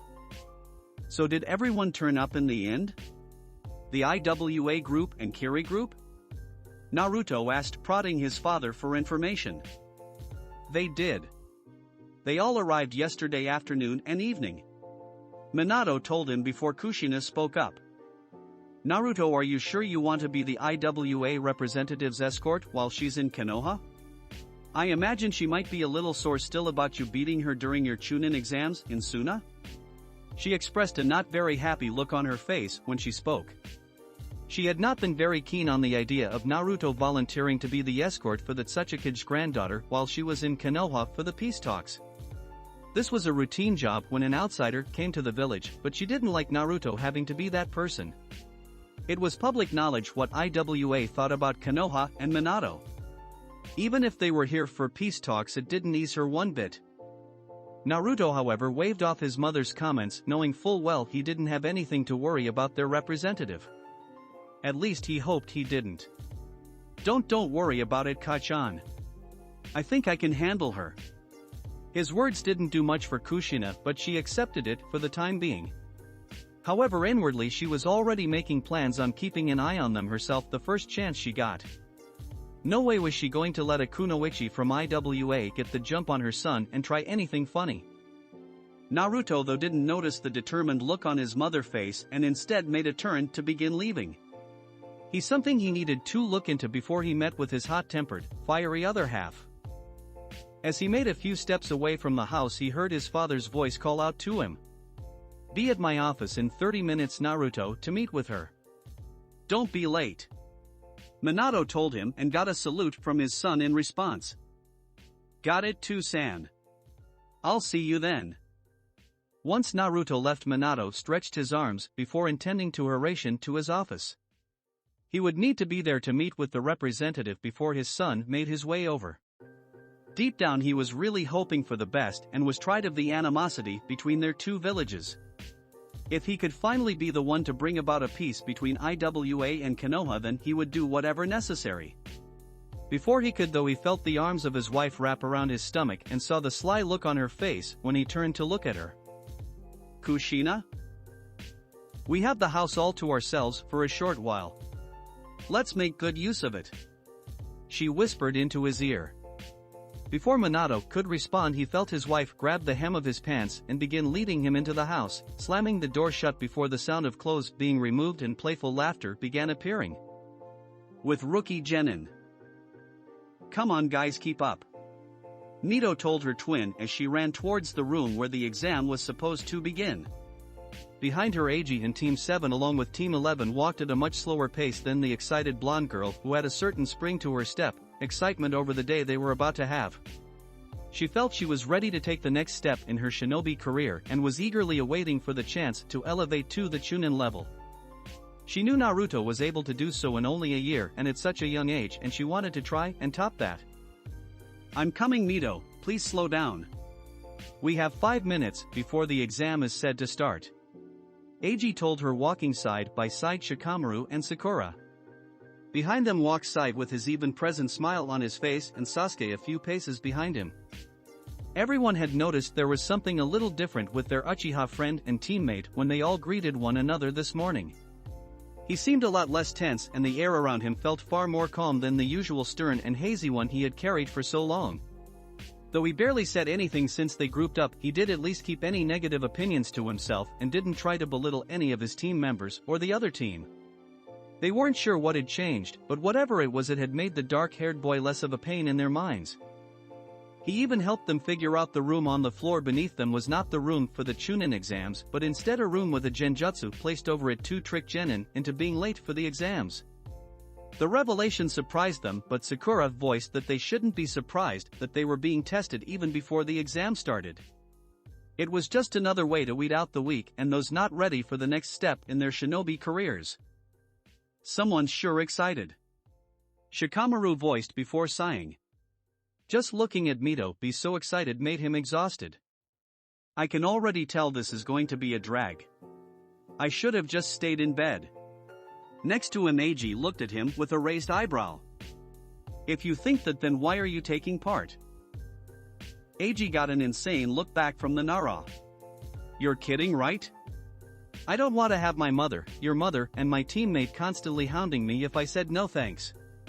Have you met them? They're all completely insane."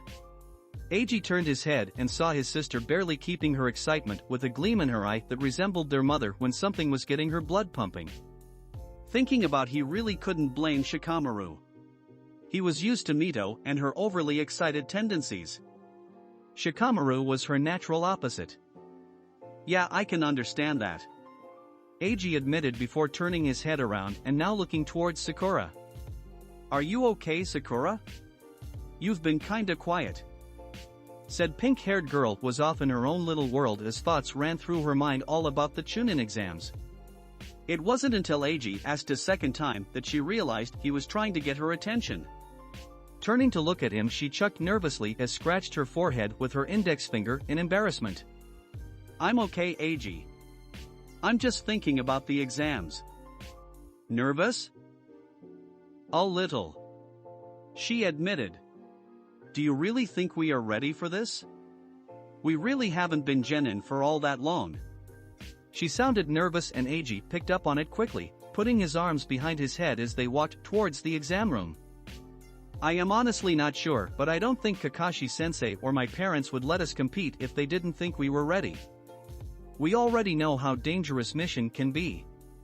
After all, with everything that happened in Wave, I think the three of us have all had that drilled into our heads." Sakura nodded. The Wave mission had been an eye-opener for all of them. But then again, the three of us have trained a lot in 3 months. I'm a lot faster and stronger than I was back in Wave, and so is Sasuke. Said boy was still a few paces behind them, though was listening in on what they were saying. "And you have been studying and training with Miss Shizune. That means you have definitely got stronger too, right?" I guess that's true." While what she had learned from Shizune was far from perfected or mastered, she could now tell people she could use the Shosenjutsu to a sufficient degree where it could benefit her and her team. She had also become quite proficient in dodging, now having Kakashi-sensei help her in that regard by having Eiji and Sasuke throw kunai and shurikens towards her around a training field. Her control was flawless as usual, even with her chakra reserves taking a good-sized boost and her fixation on Sasuke finally waning. "Don't worry, Sakura. As long as we stick together, we will make it through these exams. That's a promise." Eiji reassured and placed an arm around her shoulders, briefly making Sakura's eyes widen in surprise. She swallowed her fear and nerves and tried to look more confident. She didn't want to let her teammates down. Finally getting to the door, Mito grabbed the door handle and pushed the door open, leading the group of 6 inside the room where all the other teams were waiting. Once they entered, they all stopped and all took a big gulp. Filling up the entire room were genin from all across the elemental nations, all crammed into a single room, leaving little breathing room between individuals and their teams. Most looked older than the group of Konoha shinobi, easily making them the youngest members of the exam. The oldest looking was a group of Kusa shinobi who looked to be in their late teens, possibly early 20s. Every single head turned in their direction and every face either had an emotionless face or a look of annoyance. Some were even sneering at them, likely due to their age and stature in comparison. "That's a lot of people," Sakura murmured as she scanned the room. "Well, my two-san did say there was a lot of entrants this year. Almost every country sent genin this year," Eiji told her. He tried not to show it, but he was feeling a little intimidated at all the older genin that were looking in their direction. "Hey guys! About time you all got here." The 6 all turned their heads and felt themselves breathe a little easier, noticing that Team 8 and Team 10 standing off to the side. Kiba had called out to them and waved them over with a grin settled on his face, while little Akamaru stood by his feet. Behind him, Ino and Shoji waved over to the group, as did Kurumu and Hinata. Shino stood silent as always, though did nod over to them in acknowledgement. Close to where they were stood was another genin team from Konoha, though stood few meters away from them. "I'm glad to see you guys here," Eiji admitted as he high-fived Kiba. Behind Kiba he saw Ino looking in his direction and gave the blonde girl a short wave. "Hey Ino-chan." The girl smiled brightly in his direction and stepped close to her crush, her hands behind her back. "Hi Eiji-kun." As the group conversed, they tried to ignore the looks the other groups were giving them, trying to punk out and scare off the youngest members of the Chunin exams. On the opposite side of the room, the San siblings of Suna stood with their backs against the wall, looking over towards the members of the Rookies 12 they met earlier that day, especially the twin Namakes. "To think brats like them would be in the Chunin exams. I bet they won't last the first round," Kankuro muttered, his hands in his pockets with a lazy look on his face. He wasn't worried about the exams in the slightest. At least as long as his younger sibling didn't try to turn him into one of his latest victims. "I dunno about that.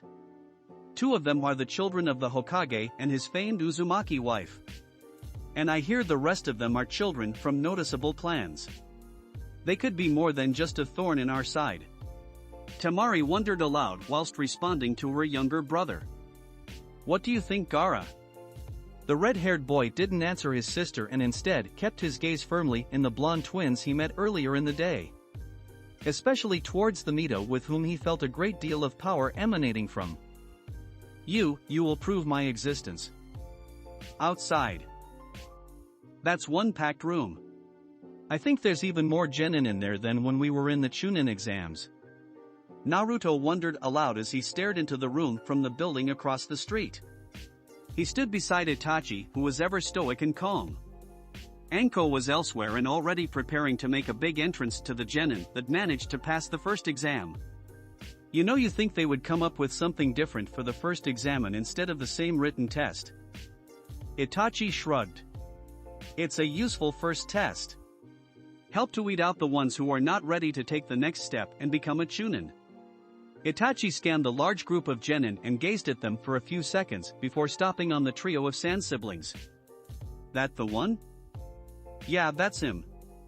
Naruto looked towards Gaara with a cautious look. I have a feeling he might be someone who will cause our siblings some trouble throughout the test.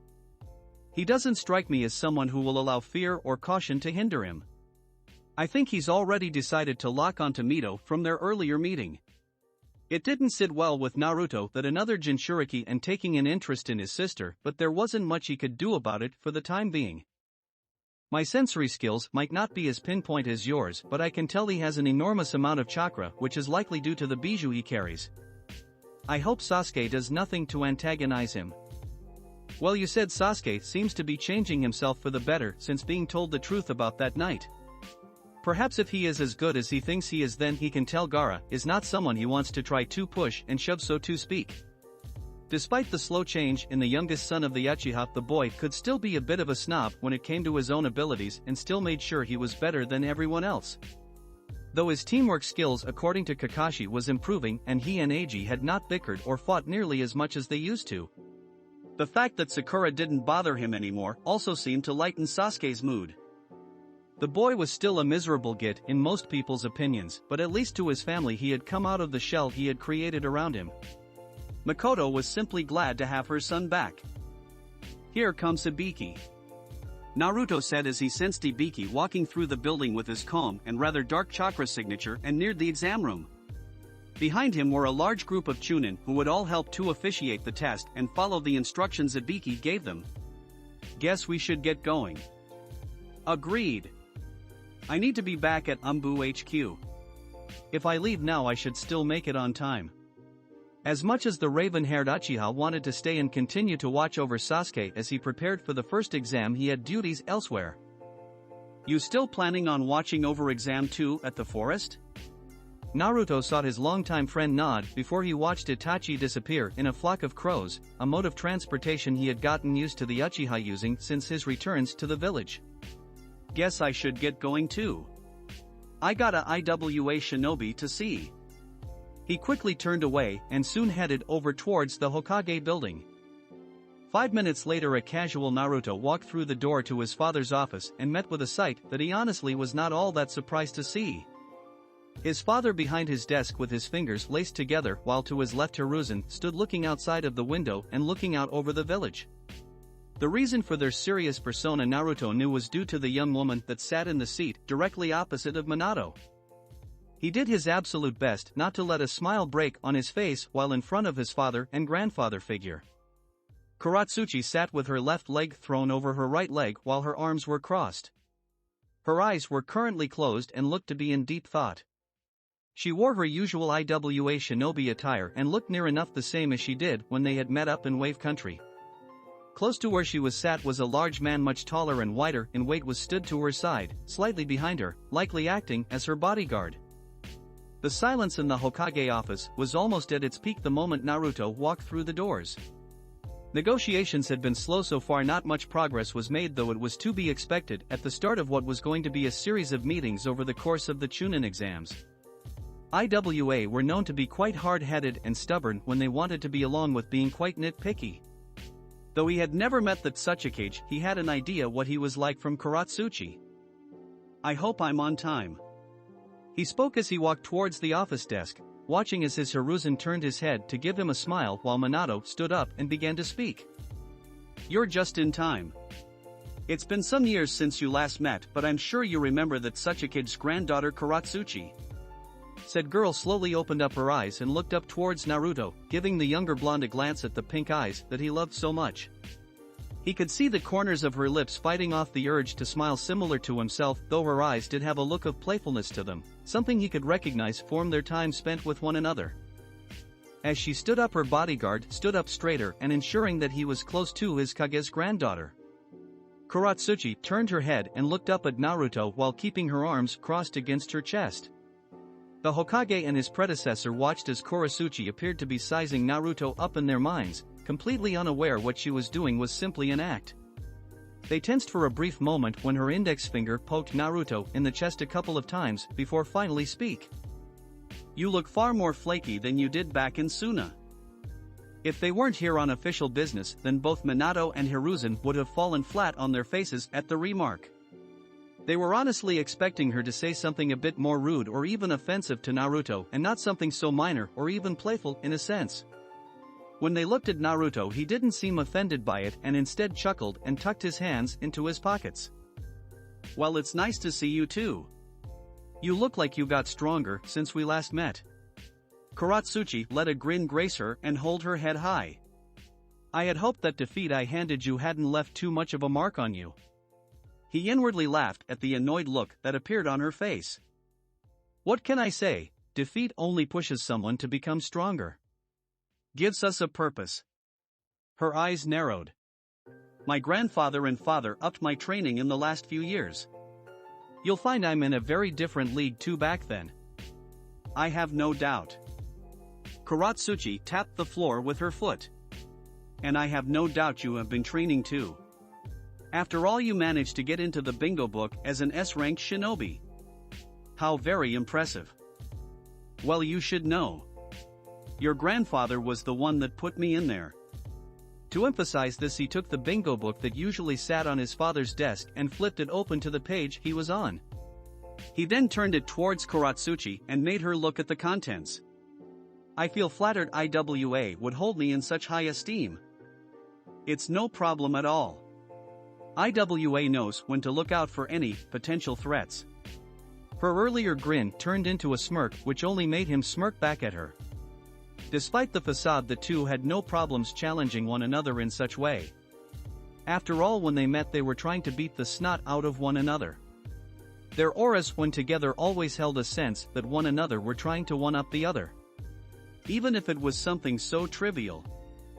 Perhaps a future spar is in order. I think that might be in order. Behind Kuratsuchi, her bodyguard took a step forward towards them, watching Naruto intently to ensure he didn't try anything. Kuratsuchi was known to be a bit of a hothead back in IWA, and he knew her mouth sometimes got her into trouble. While he had no doubt she could hold her own against MOT Konoha shinobi, the young man in front of her was not any ordinary shinobi. Feeling as if the tension in the room was becoming a bit much and not wanting his son and their guest to begin speaking more with fists than their words, Minato quickly voiced an idea in his mind. "Well, perhaps we could arrange something of that nature at a later date." Minato offered, standing up from his chair. "Kuratsuchi-san, how about we continue our meetings tomorrow? We have a lot to discuss and I expect we will be having many long discussions in the coming weeks during your stay." He looked over at his son. "Perhaps Naruto could show you around the village."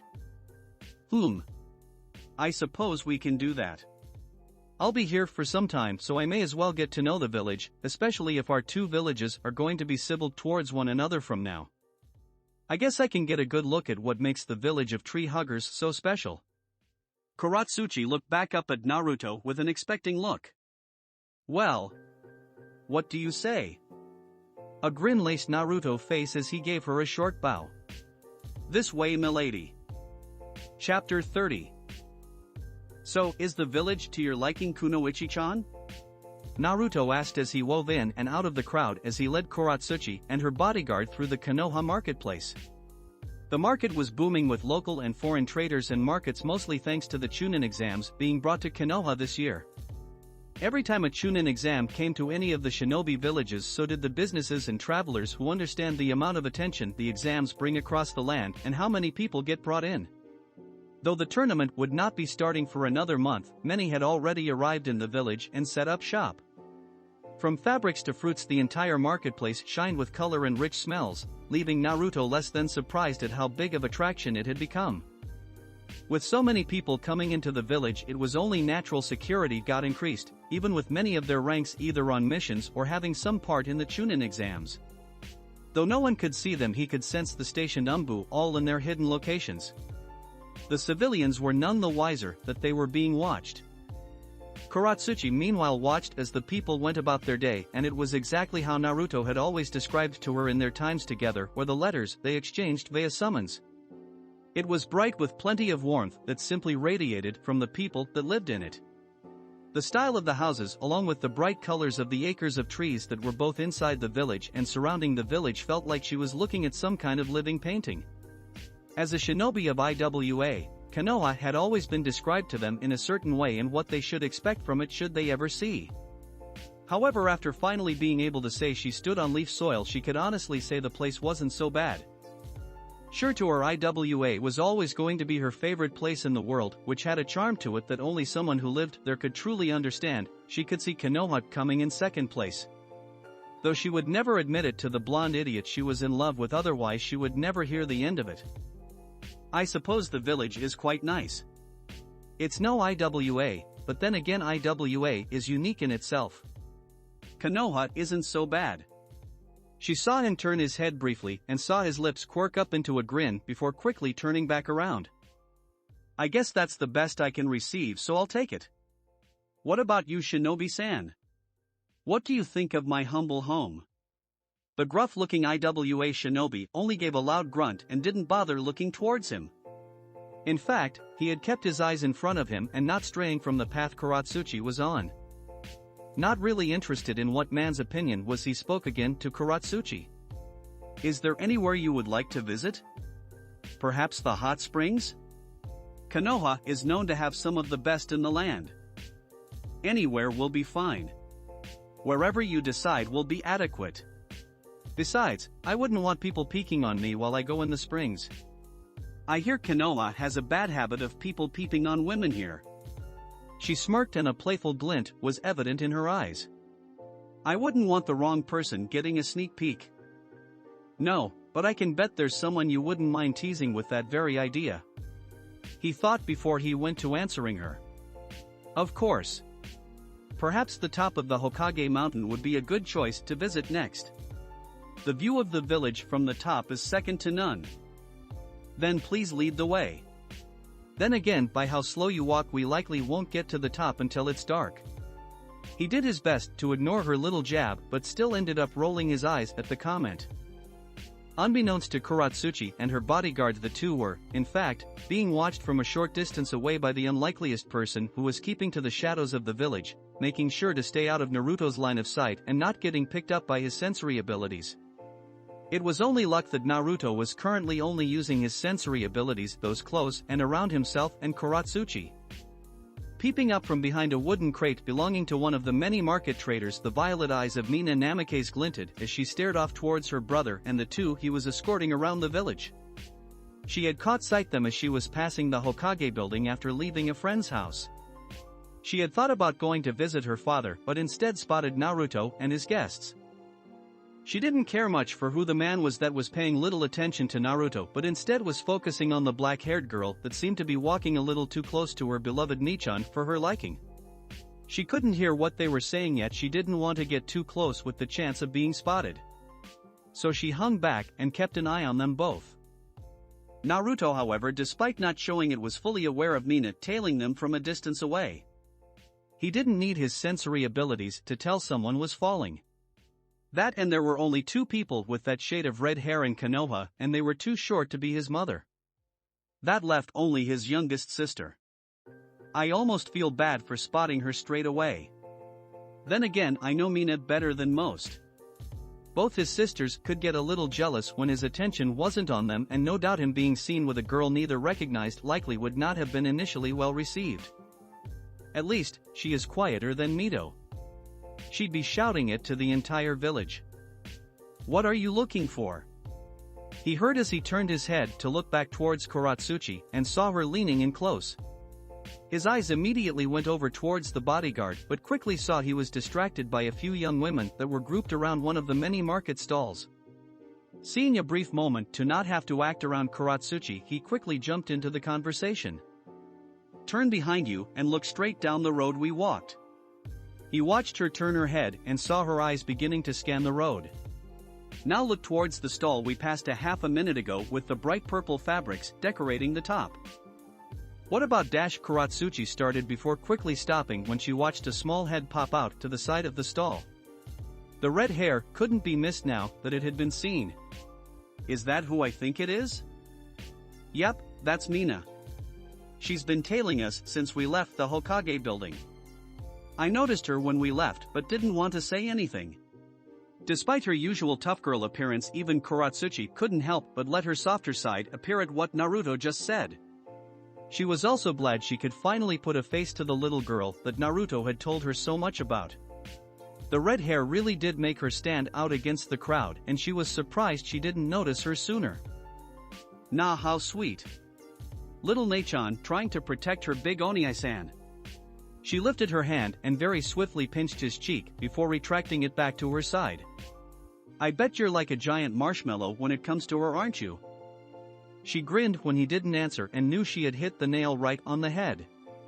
She could see a picture now with Mina commanding her brother to do her bidding for her and Naruto following her orders like a good little puppy. The women in Naruto life really had him well trained, and it was nice to see it wasn't just her that had him wrapped around her finger. All Naruto did was groan in annoyance as he rubbed the spot on his cheek that got pulled before quickly they fell back into their act as Kuratsuchi's bodyguard, who had finally taken his eyes away from the group of women and focused back onto Kuratsuchi. He grunted when he noticed Naruto was looking at him, prompting Naruto to shrug and look back towards him. Both he and Kuratsuchi wore a smile as they went to their next destination. Shunin exam. Congratulations, you all passed the first test, Ibiki announced as he looked out across the room and saw all the remaining teams. The sound of the genin letting out sighs of relief was echoed throughout the room as every genin slumped back into their chair feeling like they had just managed to avoid getting hit in the face with an exploding paper tag. That was more intense than I thought it was going to be, Sakura admitted as she ran a hand across her forehead. Her hands and her forehead were all clammy from the sweat that had built up in the last 5 minutes when the true task of the written test had been revealed.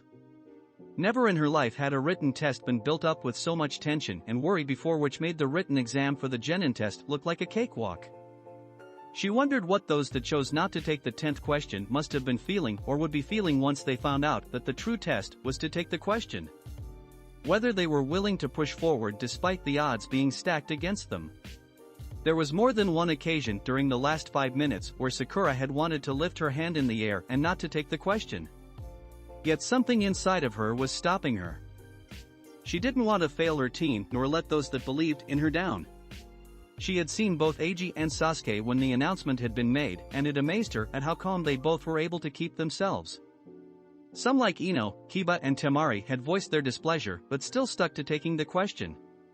No one wanted to let the other down nor be the one to get left behind while everyone else continued to climb forward. You okay, Sakura?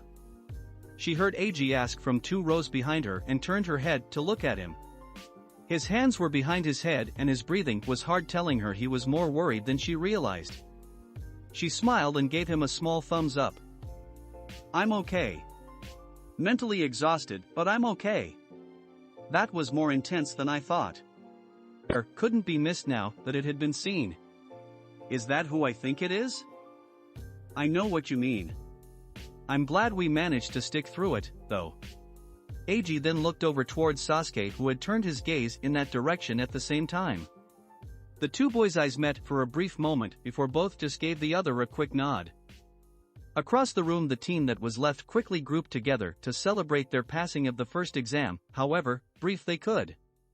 None was more excited than Mito, who was punching the air in delight and quickly grabbed Shikamaru and Sai into tight headlocks, much to Nara's ire. We kick as much butt.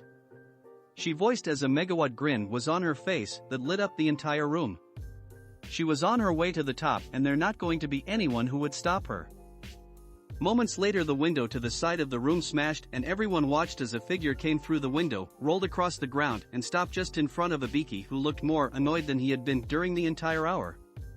With her hands on her hips and a smirk that promised pain, Enko stood in front of the entire exam hall in her usual attire, looking out across the large room with a sick gleam in her eyes. Behind her, a banner appeared being held up together by 2 kunai sticking into the ceiling that read, "Here comes the second test's proctor, the wonderful and sexy Enko Mitarashi." Across the room most were looking at the woman in shock at how she entered the room while others blushed at her attire, seeing the curve of her breasts through the mesh shirt. The only ones not reacting in either way were Mito and Eiji, who gulped at the sight of their Oniichan's longtime friend and comrade. They both remembered what happened the last time they sparred with the purple-haired woman. Though both saw it more as being tortured by the crazed Kunoichi. They still remembered all the bites they had on their arms from the snakes chasing them. Why did it have to be her? Looking out across the room, Anko couldn't help but let her look drop when she saw how many of the teams were left. She thought Ibiki's test would have at least got rid of 2/3 of them, yet instead almost half the room was still filled. She guessed they must have been about 70 to 80 people left, therefore leaving around 25 teams still participating in the exams. I think you're beginning to lose your touch, Ibiki. There's still a whole load of them left. I guess we just have a good crop of potential chunins this year. Was all Ibiki said before turning around and quickly leaving the room, his long black jacket whipping into the air as he turned around. Yeah, well, I guess it's up to me to weed out the weaklings that somehow managed to get past you. Putting her hands on her hips, Anko stared out across the room and began speaking to all the genin. Alright, you maggots, listen up and listen well.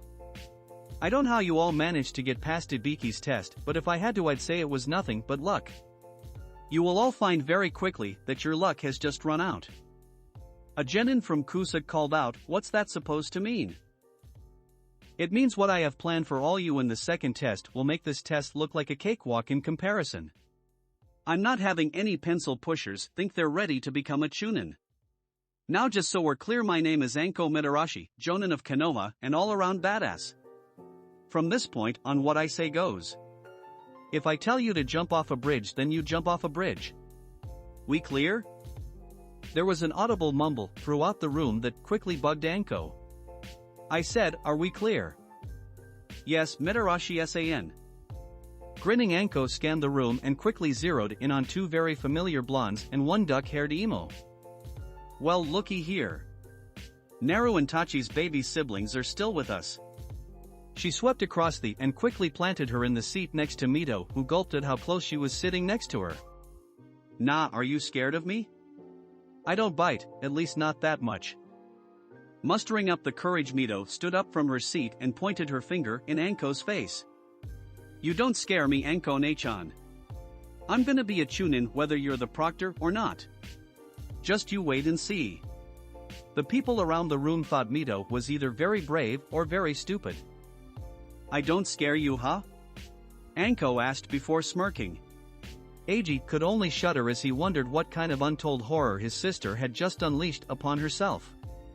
Well, then let's put that to the test, shall we? Anko leaned in and pulled Mito closer to her as everyone watched as Anko began whispering something into her ear. Everyone watched as Anko whispered some unknown words into her ear while Mito's face was slowly turning redder and redder, eyes widening to the size of dinner plates. A moment later, Mito managed to break away from Anko and threw her hands over her ears. LA, I'm not listening, LA lala. Was what she repeated aloud as Anko cackled, glee evident on her face at how Mito reacted. LA, that's disgusting, LA. Steadily, Eiji raised his hand in the air. Anko-san, what did you tell Mito to get her to act that way? Eiji asked, though dreading what the answer was going to be. Anko turned around and looked at the other twin. I told her about the night your brother and I had hot and passionate sex.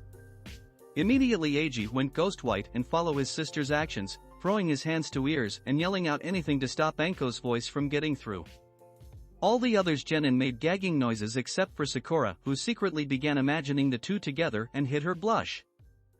The sight of the twins looking and sounding mortified warmed her to her heart, and yet she had one more thing she needed to say to fully get that warm fuzzy feeling she loved so much. Now, before I take you to where the second task will be held, I have one thing to say. Anko pointed her finger straight towards Kiba, who looked surprised to see her pointing his way. You, Hana's little brother, just so you know, I'm having your sister tonight.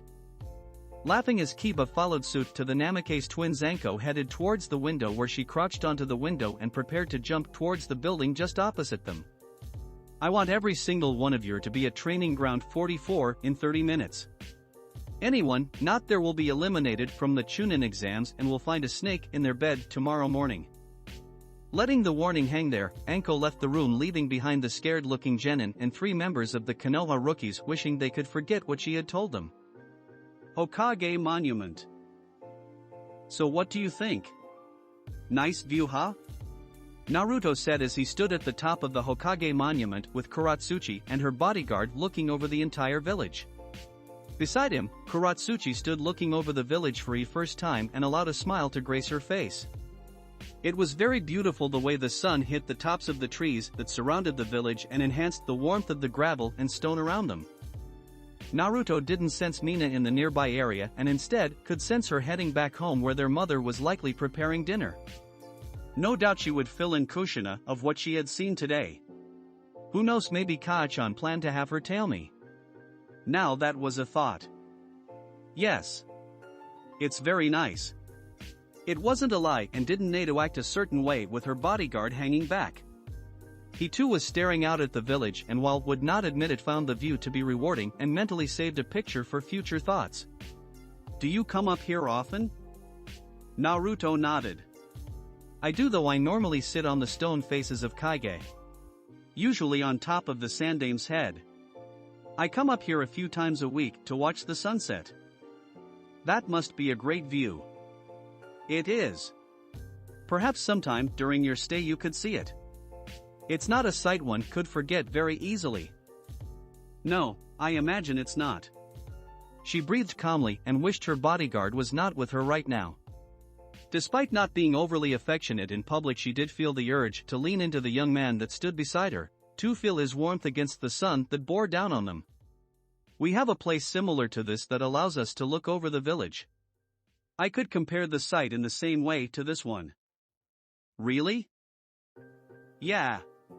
Right in the center of the village is the Hokage Tower, a tall building higher than the other buildings. The Tsuchikage is located at the very top and looks over the entire village in a full 360-degree view. She said.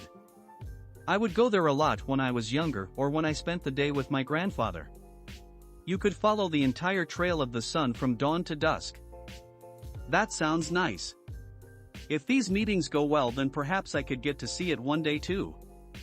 Kurotuski shrugged. Maybe, but who really know? Besides, I haven't agreed to anything yet when it comes to our 2 villages. These meetings could go belly up for all we know. That's true. Naruto smiled, not taking his eyes off the village. Unknown to Kuratsuchi's bodyguard, who was once again not paying attention to his charge, Naruto and Karachi's hand edged closer together just enough to where their fingers rubbed against one another.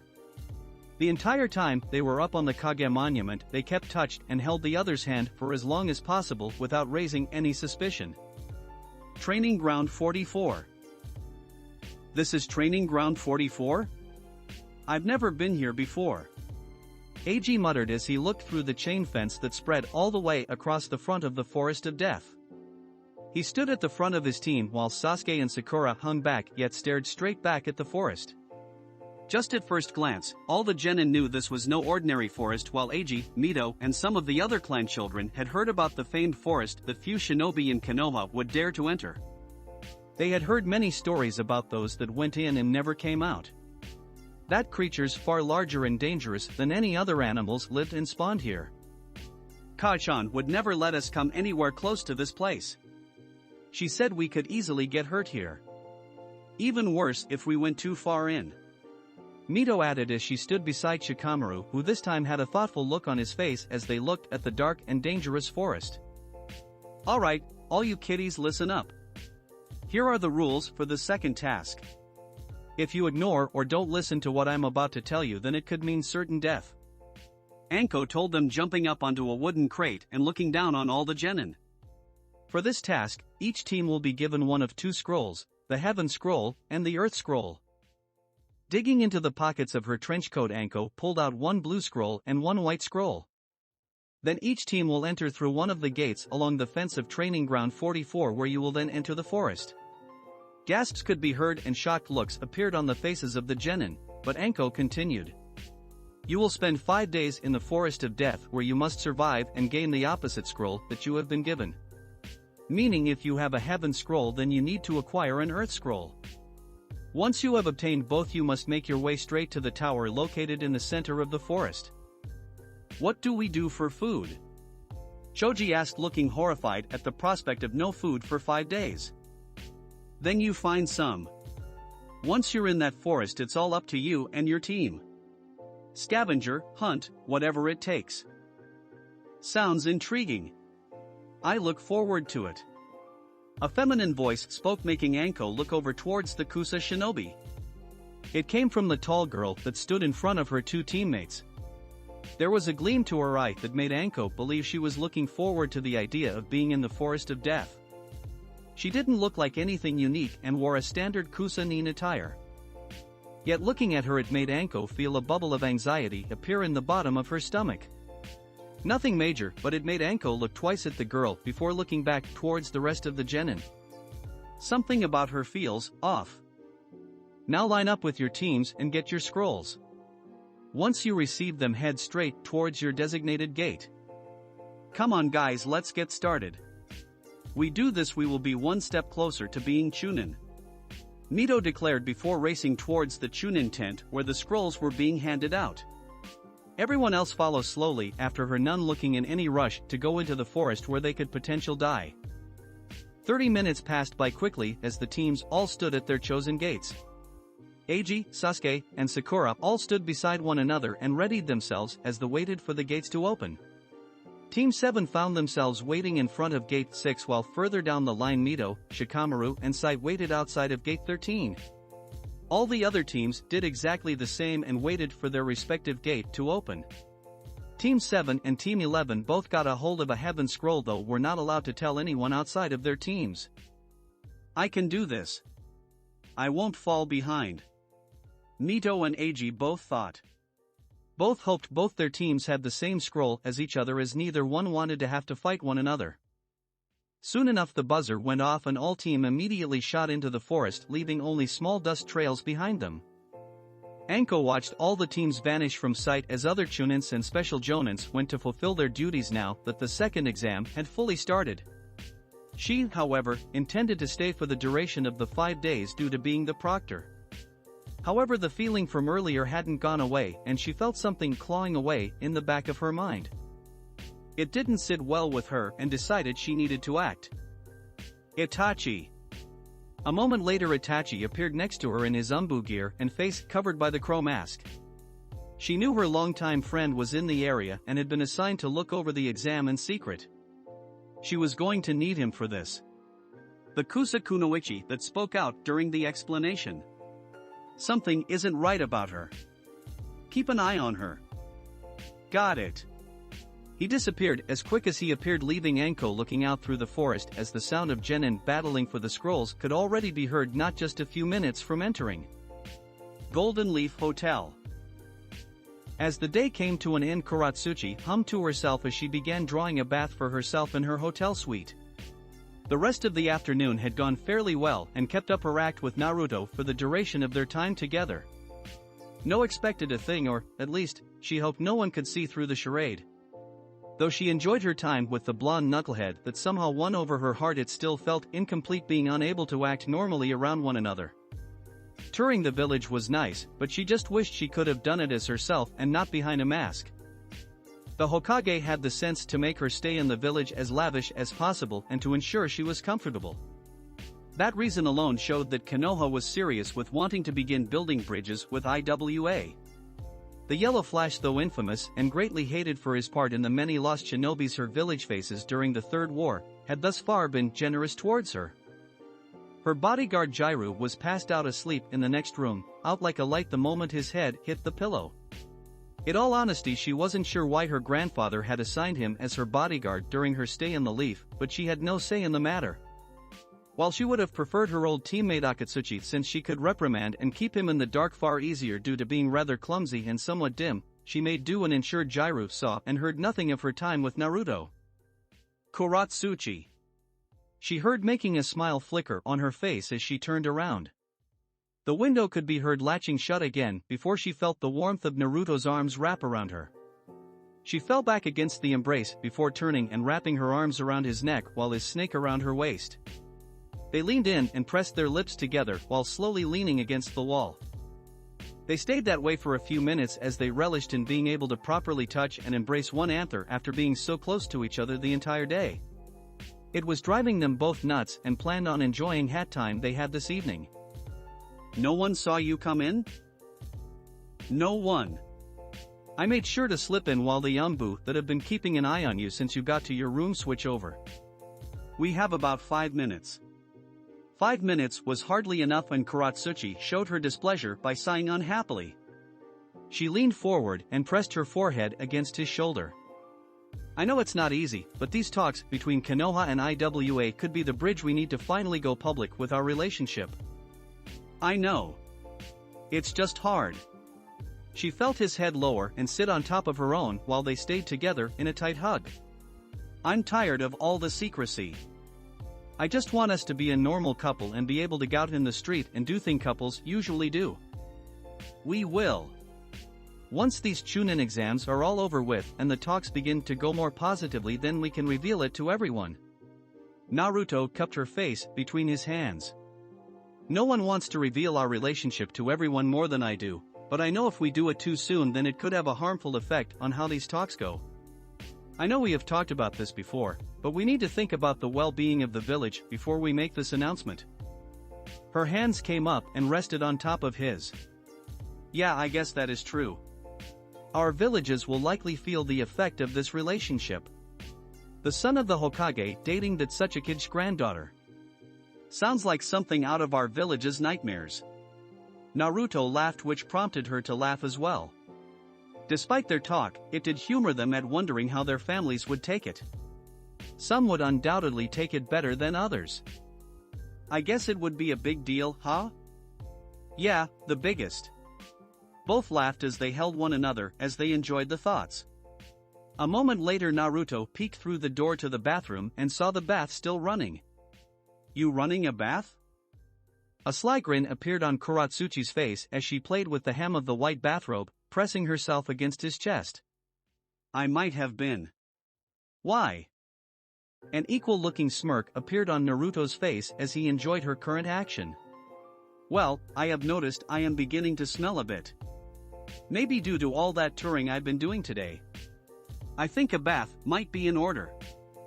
Well, we can't have that now, can we? I guess I might have to give you a good scrub down with the soap. Only if I can do the same with you. She took his hand and began leading him into the bathroom and pushed the door open with her free hand. She stopped momentarily and looked at him. Won't it be a little suspicious if you suddenly walk out of here with your umbu watching? Don't worry about that.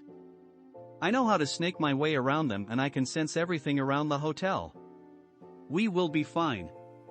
Before she could say anything else, Kuratsuchi suddenly released a high-pitched yelp as Naruto suddenly pulled her towards him and lifted her up with his hands resting on her barely robed bottom. Besides, I'm not missing out on our quality time together. Their lips then met together and slowly Naruto walked inside the bathroom as Kuratsuchi slowly peeled off her robe. As they spent their quality time together and basked in each other's long-awaited warmth and desire, a pair of wrinkled onyx eyes looked over at the hotel from the top of the Kage building, his hands behind his back and standing as stiff as a board. He had seen the young blonde sneak into the hotel, having been keeping an eye on him since he had left the Kage building earlier in the afternoon. He felt something was off and didn't want to pry, but felt it was his duty to do so as someone who loved and cared for Naruto. He was now glad he did. Naruto, what have you done? Chapter 31. Naruto had a spring in his step as he entered his apartment, a smile gracing his face as he returned, having finally spent some time with Kuratsuchi in his own village. Granted, it was all still in complete secrecy, but it was still a good step forward. They got to enjoy a good soak in the bath, a bit or personal time, and a short meal after Kuratsuchi ordered room service. He checked it wasn't poison just to be on the safe side. He stayed for nearly 2 hours before he called it a night. He didn't want to push his luck and stay the night despite how enticing it was. Kuratsuchi didn't make it easy either, having slipped into the bed patting the spot next to her. As tempted as he was, he knew it was better for him to go home. They had already pushed their luck enough for one night. Good evening, Naruto. Naruto almost jumped out of his skin as he whirled around and saw Hiruzen sitting down in the armchair Itachi would regularly use when he was with him. The Sandaime was in his usual daily wear with his arms crossed against his chest with his head down and eyes closed. If Naruto hadn't known any better, he would have said he had fallen asleep in the chair, but he did know better when it came to his grandfather figure. He was also surprised that he couldn't sense him, yet he knew if there was anyone that could mask their chakra signature and hide it from him, then it was going to be Hiruzen. He was known as the professor for a reason. Hey Gigi, you scared me there. What are you doing sitting here in the dark? Naruto asked as he took his jacket off and hung it on one of the hooks beside the door. We didn't make plans, did we? If we did, I'm really sorry that I forgot. Hiruzen shook his head. No Naruto, we did not have plans. I simply decided to stop by. I have something I would like to talk to you about. Intrigued, Naruto walked over and sat on the side of the sofa closest to Hiruzen. He was curious what he wanted to talk about so late at night. You sure you should be up, Gigi? Normally you're in bed by 9. You sure that's good for your old bones? You'll find, Naruto, these old bones still have some kick in them yet if you'd like to get another demonstration? Hiruzen asked, but Naruto shook his head. He wasn't looking for a rematch of their battle in the Chunin Stadium anytime soon. No, I was wondering where you have been tonight. Hiruzen watched him like a hawk, but Naruto didn't let anything slip. I was with Anko over at the Forest of Death. I wanted to ask her how the twins were doing when she saw them. I left a little while ago when Itachi came to ask the same for Sasuke. Is that so? Yeah, that's right. Naruto clarified, yet Hiruzen didn't look very convinced. He just continued to look at Naruto with stern eyes, bring his hands up and placing them together underneath his chin. Naruto leaned back in the chair, not thinking anything was wrong, yet Hiruzen began to lean towards him. He motioned for Naruto to lean closer, prompting the blonde to return forward. Tell me, Naruto, why are you lying to me? Naruto's eyebrows shot up in surprise as he tried to defend himself. A frown appeared on his face and began scratching the back of his head. Gigi, I'm not lying. Why would you think I'm lying? Hiruzen felt like smirking, yet instead kept a cool facade on his face, something that always worried Naruto whenever he got into trouble. His grandfather figure had ways of finding out if someone was lying, which was something Naruto thought he was good at. Or at least, he had been relatively good at up to this point. Because Naruto, I visited Anko shortly after the genin went into the Forest of Death for their second exam and was told she sent Itachi inside the forest to keep an eye on some unsavory character that didn't sit well with her. Panic quickly built up in Naruto's chest and felt a lump forming in his throat. That, and I saw Hana heading over towards her location an hour ago. I doubt you spoke to her while they were likely having one of their more intimate moments. Naruto swallowed the lump in his throat and shuffled nervously in his seat. He thought he had been so careful. He snuck past the Umbu with little problem and made no sound as he went in and out of the window, yet somehow he had failed to notice Hiruzen had been watching him the whole time. Am I slipping up? Is the gap between us that much still? Naruto, tell me the truth, or should I take a guess as to why you snuck into that Tsuchiki's granddaughter's room at the Golden Leaf Hotel? If Hiruzen was much of a gambling man, then he would have won the grand prize at any casino. From the pale shade, Naruto's face suddenly turned a deathly shade of pale that didn't suit him. Hiruzen knew he had hit the mark and now only had to wait for Naruto to admit to what he was suspecting. I've slipped up. What do I do? Naruto thought as he looked back at the state Hiruzen was giving him. As much as he had wanted to tell people about their relationship, he had hoped it would have been on his own terms and not suddenly sprung on him in such a manner. Yet in a sense, what he was currently feeling with the surprise and the shock would likely be what the people they were going to tell would feel. Especially with members of his family. I don't know what to do. I'm not prepared for this. At least not like this. Just tell me the truth. I'll only find out by some other means, my boy. Hiruzen responded as if he was reading his mind. If it helps, then I will keep this conversation between us. This secret you have that ties you to the IWA Kunoichi will remain a secret until you both decide to share it with others. However, right now I am asking you, Naruto, is there something going on between the two of you? Yeah, Gigi, Naruto whispered. There is something between us. What is that, my boy? Hiruzen asked softly and put his hand on his shoulder.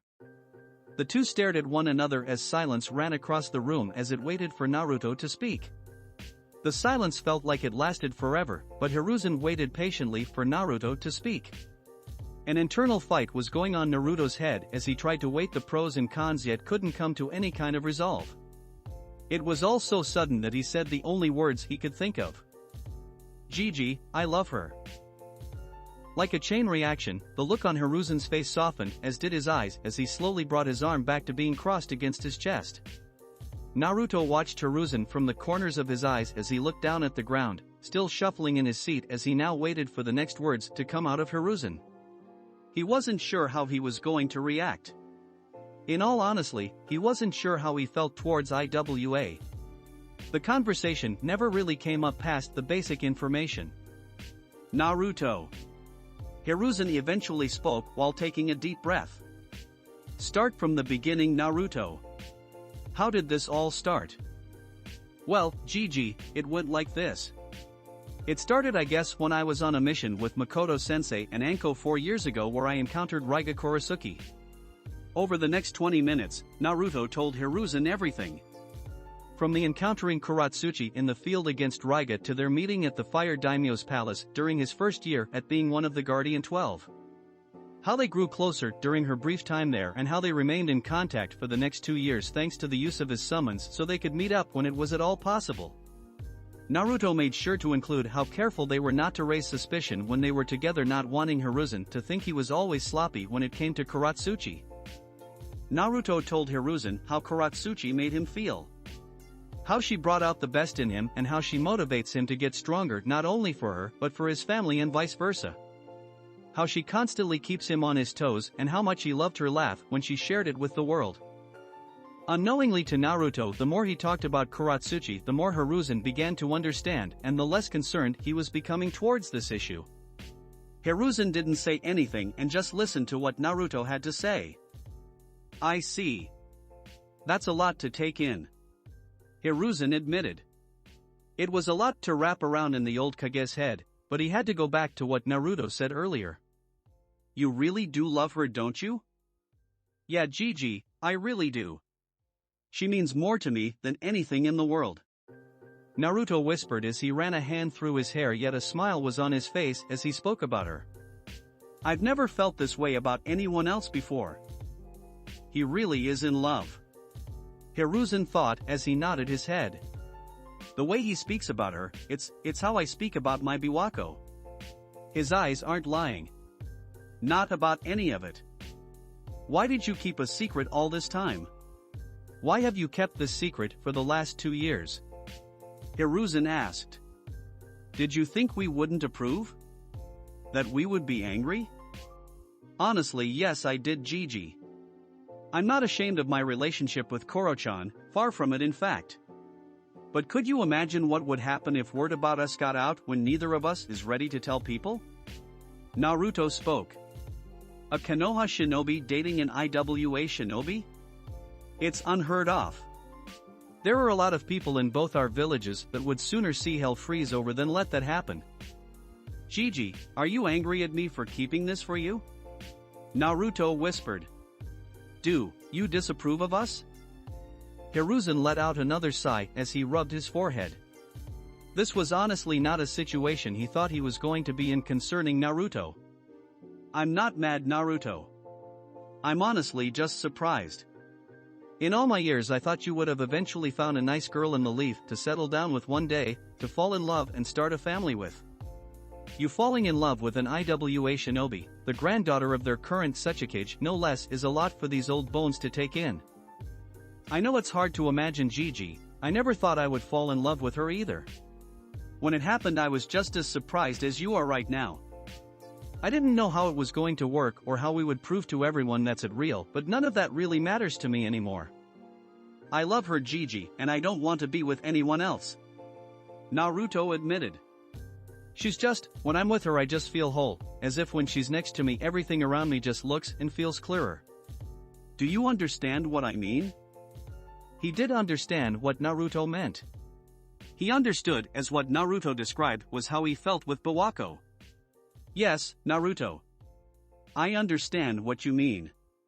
Naruto, you understand that with this relationship the potential outcomes of revealing it not only to your family but to her family and both your respective villages might not be a happy one given our history. I know. It's why we have been waiting for the right time. Naruto told him. With Kuratsuchi acting as the envoy and voice of her grandfather in peace talks, what better time is there to reveal our relationship? It could even help the peace talks between our villages. Or it could destroy any hope of peace, Hiruzen told him, causing Naruto to deflate a little. But I can't deny the optimism.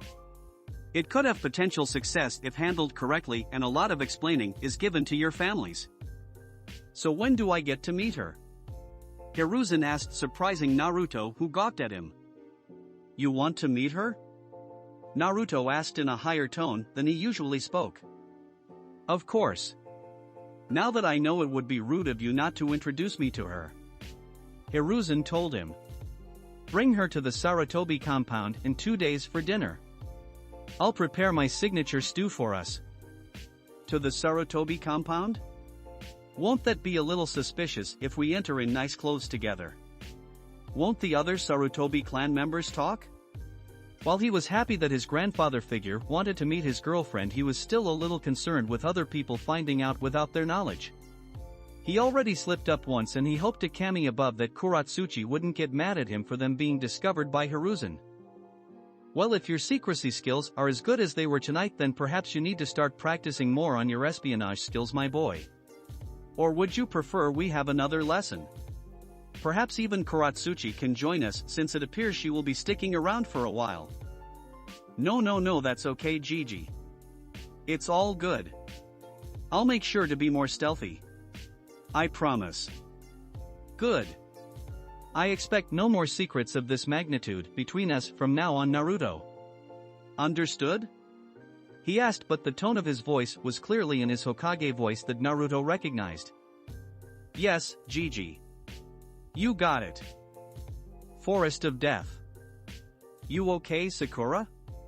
Eiji called out as he stood over the unconscious body of an aimed shinobi who was face down on the ground, breathing ragged breaths through his breathing mask. He kept one of his tri-pronged kunai pointed towards the down genin and keeping an eye on him from the corner of his eye as he looked over towards his pink-haired teammate. Sakura had a few scratched on her and her clothes had gotten torn in a few places but were relatively fine. Her training with Shizen had come into full effect when they encountered the AIM genin, and it got put to good use when one of the AIM genin quickly began targeting her as his teammates focused on Eiji and Sasuke. I'm okay, Eiji. A little out of breath, but I'm okay. Sakura responded as she looked down at the dead genin at her feet. It was her first kill as a shinobi and could already feel her hands shaking as she just stared down at the body. The blood was seeping out of the genin's neck where she had managed to cut his throat after he got distracted from Eiji and Sasuke taking out his comrades. She had watched as his hands went straight to his throat but did little to stop the bleeding. Soon enough he collapsed to the ground and stopped moving entirely as his life slipped away. It was bound to happen eventually. You can cry later when you're on your own. I don't Eiji and Sasuke to see. This was her first kill. Eiji thought, noticing a similar look on her face. He had his first kill 2 months ago. He remembered getting home and crying into his mother's arms, who had deduced what had happened when she saw the look on his face. She had held him for about 10 minutes before she began talking to him about it. His father did the same when he got home and made sure he knew what he did was justifiable, that he was following orders and protecting himself. Sasuke, have you got the scroll? Sasuke had his opponent beaten and tied to a tree with ninja wire, looking a little out of breath, but otherwise unharmed. He put his hand in his pocket and pulled out the earth scroll for his teammates to see. Eiji grinned while Sakura smiled. That was the hard part done in their minds. Now all they had to do was get to the tower in the middle of the forest. Eiji had made a clone to scout the tops of the trees who had managed to see the tower some ways off in the distance. If Sakura's math was right, which it normally was, then it would take them about 20 minutes to reach if they pushed themselves. None of them had the desire to stay in the monster-filled forest any longer than they needed, so the choice was easy for them. We'll go straight to the tower. There's no point for us being out here any longer. We have what we came for, so let's finish the second task before any of the other teams find us. Sasuke told them as he put away his weapons. Sakura did the same while Eiji thumped the down-aimed shinobi in the back of the head, knocking him out and no longer making him a viable threat. I know we've only been out here since yesterday, but I'm already missing my bed. Keeping an eye open for bandits in the middle of the night is way different to looking out for giant snakes and spiders in the night. Sakura told her teammates as they picked up some of their loose equipment they had used and lost during the battle. You and me both, Sakura. Eiji agreed, as did Sasuke, who merely nodded. Now let's get out of here. The trio stood together and leaped up into the trees and was about to begin running at top speed when a voice appeared out of nowhere. I'm afraid it won't be so easy. All three of them whipped their heads to the side to find one of the Kusa shinobi from earlier leaning against the tree with her arms folded, looking right at them. Her voice made a shiver go down their spines and noticed she was looking at them in a way a snake looked at a mouse. Immediately the three genins jumped away and landed on a thick branch a few meters away with Sasuke and Eiji both standing in front of Sakura, kunais drawn and pointing towards. What do you want? Eiji demanded. Do you want our scrolls? Well, you can't have them. Yeah, Sakura added. You have to go through us if you want them. To their surprise, however, the girl simply laughed. Her laugh though made the hairs on the back of their necks stand on edge. It sounded so menacingly, so eerie that the trio couldn't help but take a small step back. She's not scared. We outnumber her 3-1 and she's not scared in any way. Eiji thought. Is she like Haku? Have we met someone of that level? I don't like this. Something about her feels off. Sasuke thought. Deciding it was wise not to let their guard down around this person, Sasuke activated his Sharingan, his eyes now spinning with two red eyes with one tomo in one eye and two in the other. To their surprise, however, as soon as Sasuke activated his Sharingan, a large smile appeared on the girl's face and they watched as a long tongue appeared out of the girl's mouth. She was practically salivating at the mere sight of Sasuke's Sharingan. What I want, you ask? She chuckled again before the trio watched in panic and disgust as her hands came up to her face and peeled off a small portion of her face, revealing skin so white it could match snow and golden eyes with a slit for a pupil. I want you, Sasuke. Before Sasuke, Sakura and Eiji could say a single word, the girl was suddenly in front of them in the blink of an eye and kicked Eiji squared in the gut, knocking him off the branch and down to the ground. Fast. I didn't even see him move. Sasuke thought before jumping away when the girl's attention turned to him. She paid no mind to Sakura and instead just followed after Sasuke. Sakura watched as the dangerous girl chased after Sasuke before stealing her nerves and went after her. Down below, Eiji winced as he slowly got up, holding his stomach with the wind knocked out of him. She's no normal genin. Her kicks are like iron. Weaving in and out of trees, Sasuke watched as the girl chased after him and was quickly catching up with him. Going through a few hand signs, he shouted fire style, fireball jutsu. A large fireball shot straight towards the girl, however to his surprise the girl simply endured it and came out of the fireball with blackened skin that was burnt all over. You'll have to do better than that, she said, a sick smile on her face, before lunging towards him. Sasuke reacted as fast as he could and pulled out multiple kunai and threw them towards her. They hit their mark and a small explosion went off that knocked Sasuke back. Looking up from his down position, Sasuke watched as gulped when he saw the girl come out of the explosion again looking exactly the same as before. Gripping his fist tightly, Sasuke went through more hand signs. Fire-style Phoenix Flower Jutsu. The fire streamed through the air with multiple flowers-shaped fireballs going towards the girl, however instead she gracefully dodged all of the attacks. She made it look so easy that Sasuke couldn't help but wonder who she was. Before Sasuke could let out another attack, the girl lunged at him again but, this time, managed to grab him and pin him to the tree with a hand wrapped around his throat. Sasuke struggled to breathe as her grip was iron tight. He felt her other hand come up and pull down his collar to expose his neck. Opening her mouth wide, Sasuke's eyes grew wide when a freakily large set of fang appeared in her mouth and aimed for the side of his neck. He tried to struggle, but with his throat being crushed he didn't get the sufficient air supply to keep moving. Just as the fangs were about to touch the skin, the sound of swirling could be heard. The girl growled in annoyance before jumping away as Eiji appeared. "Rasengan!" he shouted as aimed for the girl's chest. Before it could land, however, the girl grabbed his hand before it could make contact and swung him through the air. Eiji was suddenly thrown into the air but somehow managed to land on the side of the tree, sticking to the bark thanks to the tree walking technique. My to know such a technique at such a young age. "I see your parents have taught you well," the girl said in a mocking tone. "But you're not the one I want. Leave and I might let you live. Stay and you will die." Sakura appeared next to Sasuke and checked his throat over for any kind of damage while Eiji glared at the girl. "Forget it. No way am I leaving a teammate behind. I am a shinobi of the leaf and we don't leave our comrades behind. You want him, you go through me." The girl sighed as Eiji summoned two clones around him. "So young. What a pity you had to die too soon." Bringing up her thumb, she bit into the skin where she then drew a line of her own blood on a tattoo that was on her wrist. Summoning Jutsu. A large puff of smoke appeared, knocking Eiji and destroying his two clones immediately. Putting a hand over his face, he waved away some of the smoke but quickly regretted it a moment later when a large pair of golden eyes was looking back at him. "Snake!" Eiji shouted when the snake lunged right at him, jaws open wide. Eiji tried to get away but instead found the girl suddenly beside him and kicked him hard once again directly into the snake's mouth.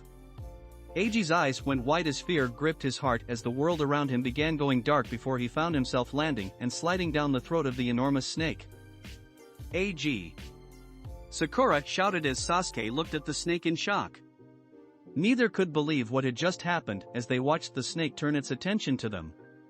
Its tongue flicked out of its mouth as the girl landed on top of its head, looking right back at Sasuke. "Girl, if I were you I would run. I want to say it a third time." The bodies of Sasuke and Sakura both shook and both fell to their knees when a huge amount of killing intent suddenly hit them like a boulder. Both couldn't move as the force was just too much for either of them to bear. It was like Zabuza back in Wave Country, yet 10 times greater. So great they could barely breathe. As the girl was about to step off the snake, once again a swirling sound could be heard, but this time, it came from beneath them. Sakura and Sasuke both looked down and watched as the side of the snake's stomach suddenly burst open in a shower of blood and guts. Both covered their eyes as some of its body contents rained down through the air and splashed over the trees and the ground. However, Sakura and even Sasuke felt a wave of relief when they watched Eiji push himself out of the now dead snake and fall to the ground along with the snake. Eiji coughed and spat out some of the blood from the snake that had gotten into his mouth. "I'm never doing that again," he muttered before steadily standing up. His legs were shaking as the shock of what happened ran through him. A mix of fear and adrenaline was currently coursing through his body before he focused his attention back on the girl that had caused the gross incident that just happened.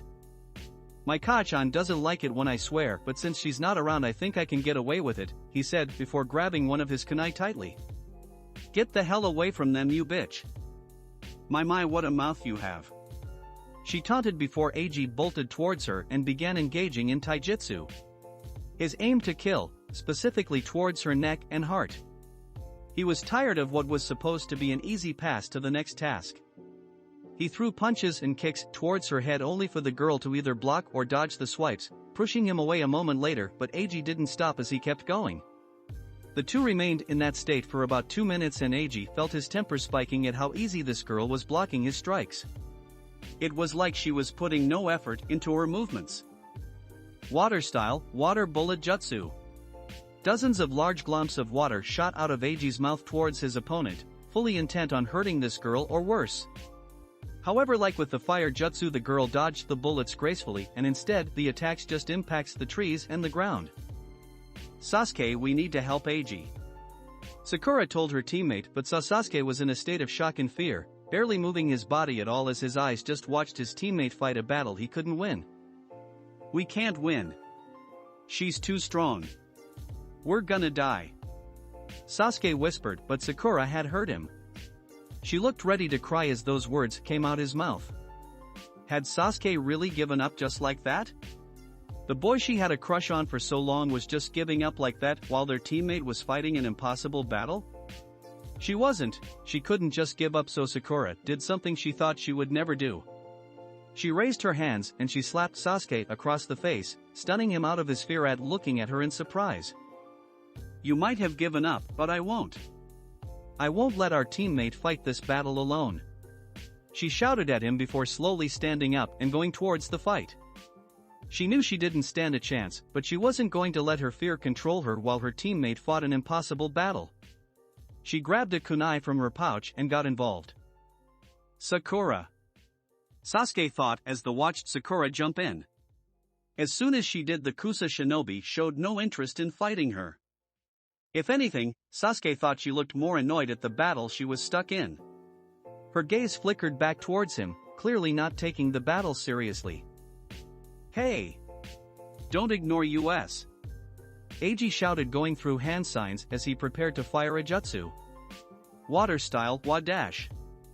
Eiji stopped mid-sentence and felt his entire body suddenly go numb as a rush of pain that he had never felt before engulfed his stomach. He vaguely heard Sakura scream bloody murder and his gaze flickered momentarily towards Sasuke, whose face morphed into one of horror. His gaze slowly went down to his stomach and coughed out a glob of blood that landed on the tree branch. Going straight through his stomach was a sword with a gold handle that was being wielded by the lengthy tongue of his opponent. The girl showed no interest in him, looking back only at Sasuke as if further mocking just how insignificant she found him. The horrid sound of the blade coming out of his stomach made his hands reach for the wound before he fell to his knees as he felt his body shut down from shock. He fell to the side and ended up falling off the tree they were standing on. All Eiji could hear as his vision began to blur and darken was Sakura screaming his name and the dark eerie chuckle coming from the Kusa shinobi. "Eiji?" Mito whispered as she looked off to the left, stopping at the top of a nearby tree. Shikamaru and Sai both saw her suddenly stop and stopped as well a moment later.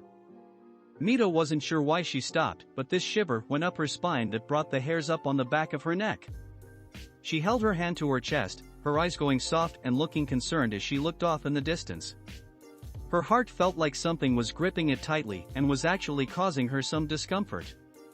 She felt fine just a moment ago, but as if out of nowhere the thought of her twin suddenly popped into her mind and the pain started. "Mito? What is it?" Shikamaru asked, appearing beside her. Sai said nothing and just watched. "I don't know," she admitted, and she really didn't know. Something feels wrong. I can't explain it. I think something happened to Eiji." Naruto's entire body froze mid-stride as he made his way towards the Hokage Tower. He was on his way to visit his father, who at this time was likely still having talks with Kuratsuchi and was taking over a bento box his mother had prepared for him. The day had gone pretty normal and he had gotten some training done in the morning after a rather stressful night's sleep. The whole thing with Hiruzen having kept him up for a few hours before managing to eventually get some sleep.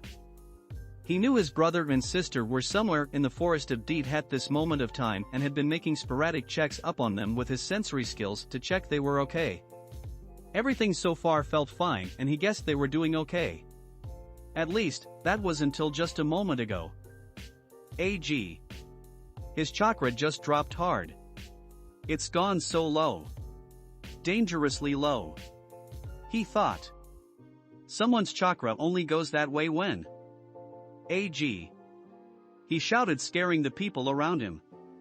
He threw the bento box on the ground and took off at full speed towards the forest of death. Eiji. Sakura screamed and went to jump after him, however, she, Sasuke and the Kusa shinobi were all surprised when Eiji's limp body suddenly vanished from midair, leaving no trace of where it had gone. Where did the body go? The Kusa shinobi thought before a rare feeling went up her spine. A chill. Where did that come? She stopped and slowly turned her head when a powerful chakra signature suddenly appeared just a few meters from her. She slowly turned her head and for the first time today she let her nerves get tested as a pair of fully matured Sharingan span dangerous at her. Sasuke turned his head to his right and for the first time in a very long time Sasuke let out a choked sob at who stood next to him. Even Sakura, who quickly jumped over to them, was letting a few tears leak out as hope finally showed itself to them. Itachi Uchiha, dressed in his Umbu gear and mask resting on top of his head, stood next to his younger brother with an unconscious and wounded Eiji Namikaze gently held in his arms. The boy was breathing but it was shallow and the blood was still leaking out of the wound. He looked down and felt pain grip his heart as he looked at the wounded little brother of his best friend. I should have got here sooner. He was able to give me the slip and my mistake have had consequences. Sasuke, Itachi spoke, getting Sasuke's attention. Go with the clone towards the tower. The clones will heal Eiji as much as he can to keep him alive before medics can see to him. I want you and Sakura to run as fast as you can to the tower. Do not stop for anyone or anything. Once you are at the tower, tell the nearest Chunin or join what happened and tell them to get the Hokage and his wife. Is that understood? Both genin couldn't speak but just nodded as Itachi handed Eiji over to the clone. As soon as he did, the clone bolted through the trees straight to the tower. He would be there in a minute or two at top speed, while behind him Sasuke and Sakura quickly followed, briefly looked behind back at Itachi for a moment before looking back straight ahead. Knowing they now out of harm's way, or at least away from the shinobi that stood in front of him, Itachi's hand that soaked in Eiji's blood went to his side and quickly turned into a fist that lightly shook. Itachi wasn't someone who liked his emotions getting the better of him, but now was one of that moment where despite his calm appearance and stoic face he felt his blood boil and his anger pushing against will. Orochimaru, he whispered as looked right into the golden eye of who was truly lying behind that skin. Went to his side and quickly turned into a fist that lightly shook.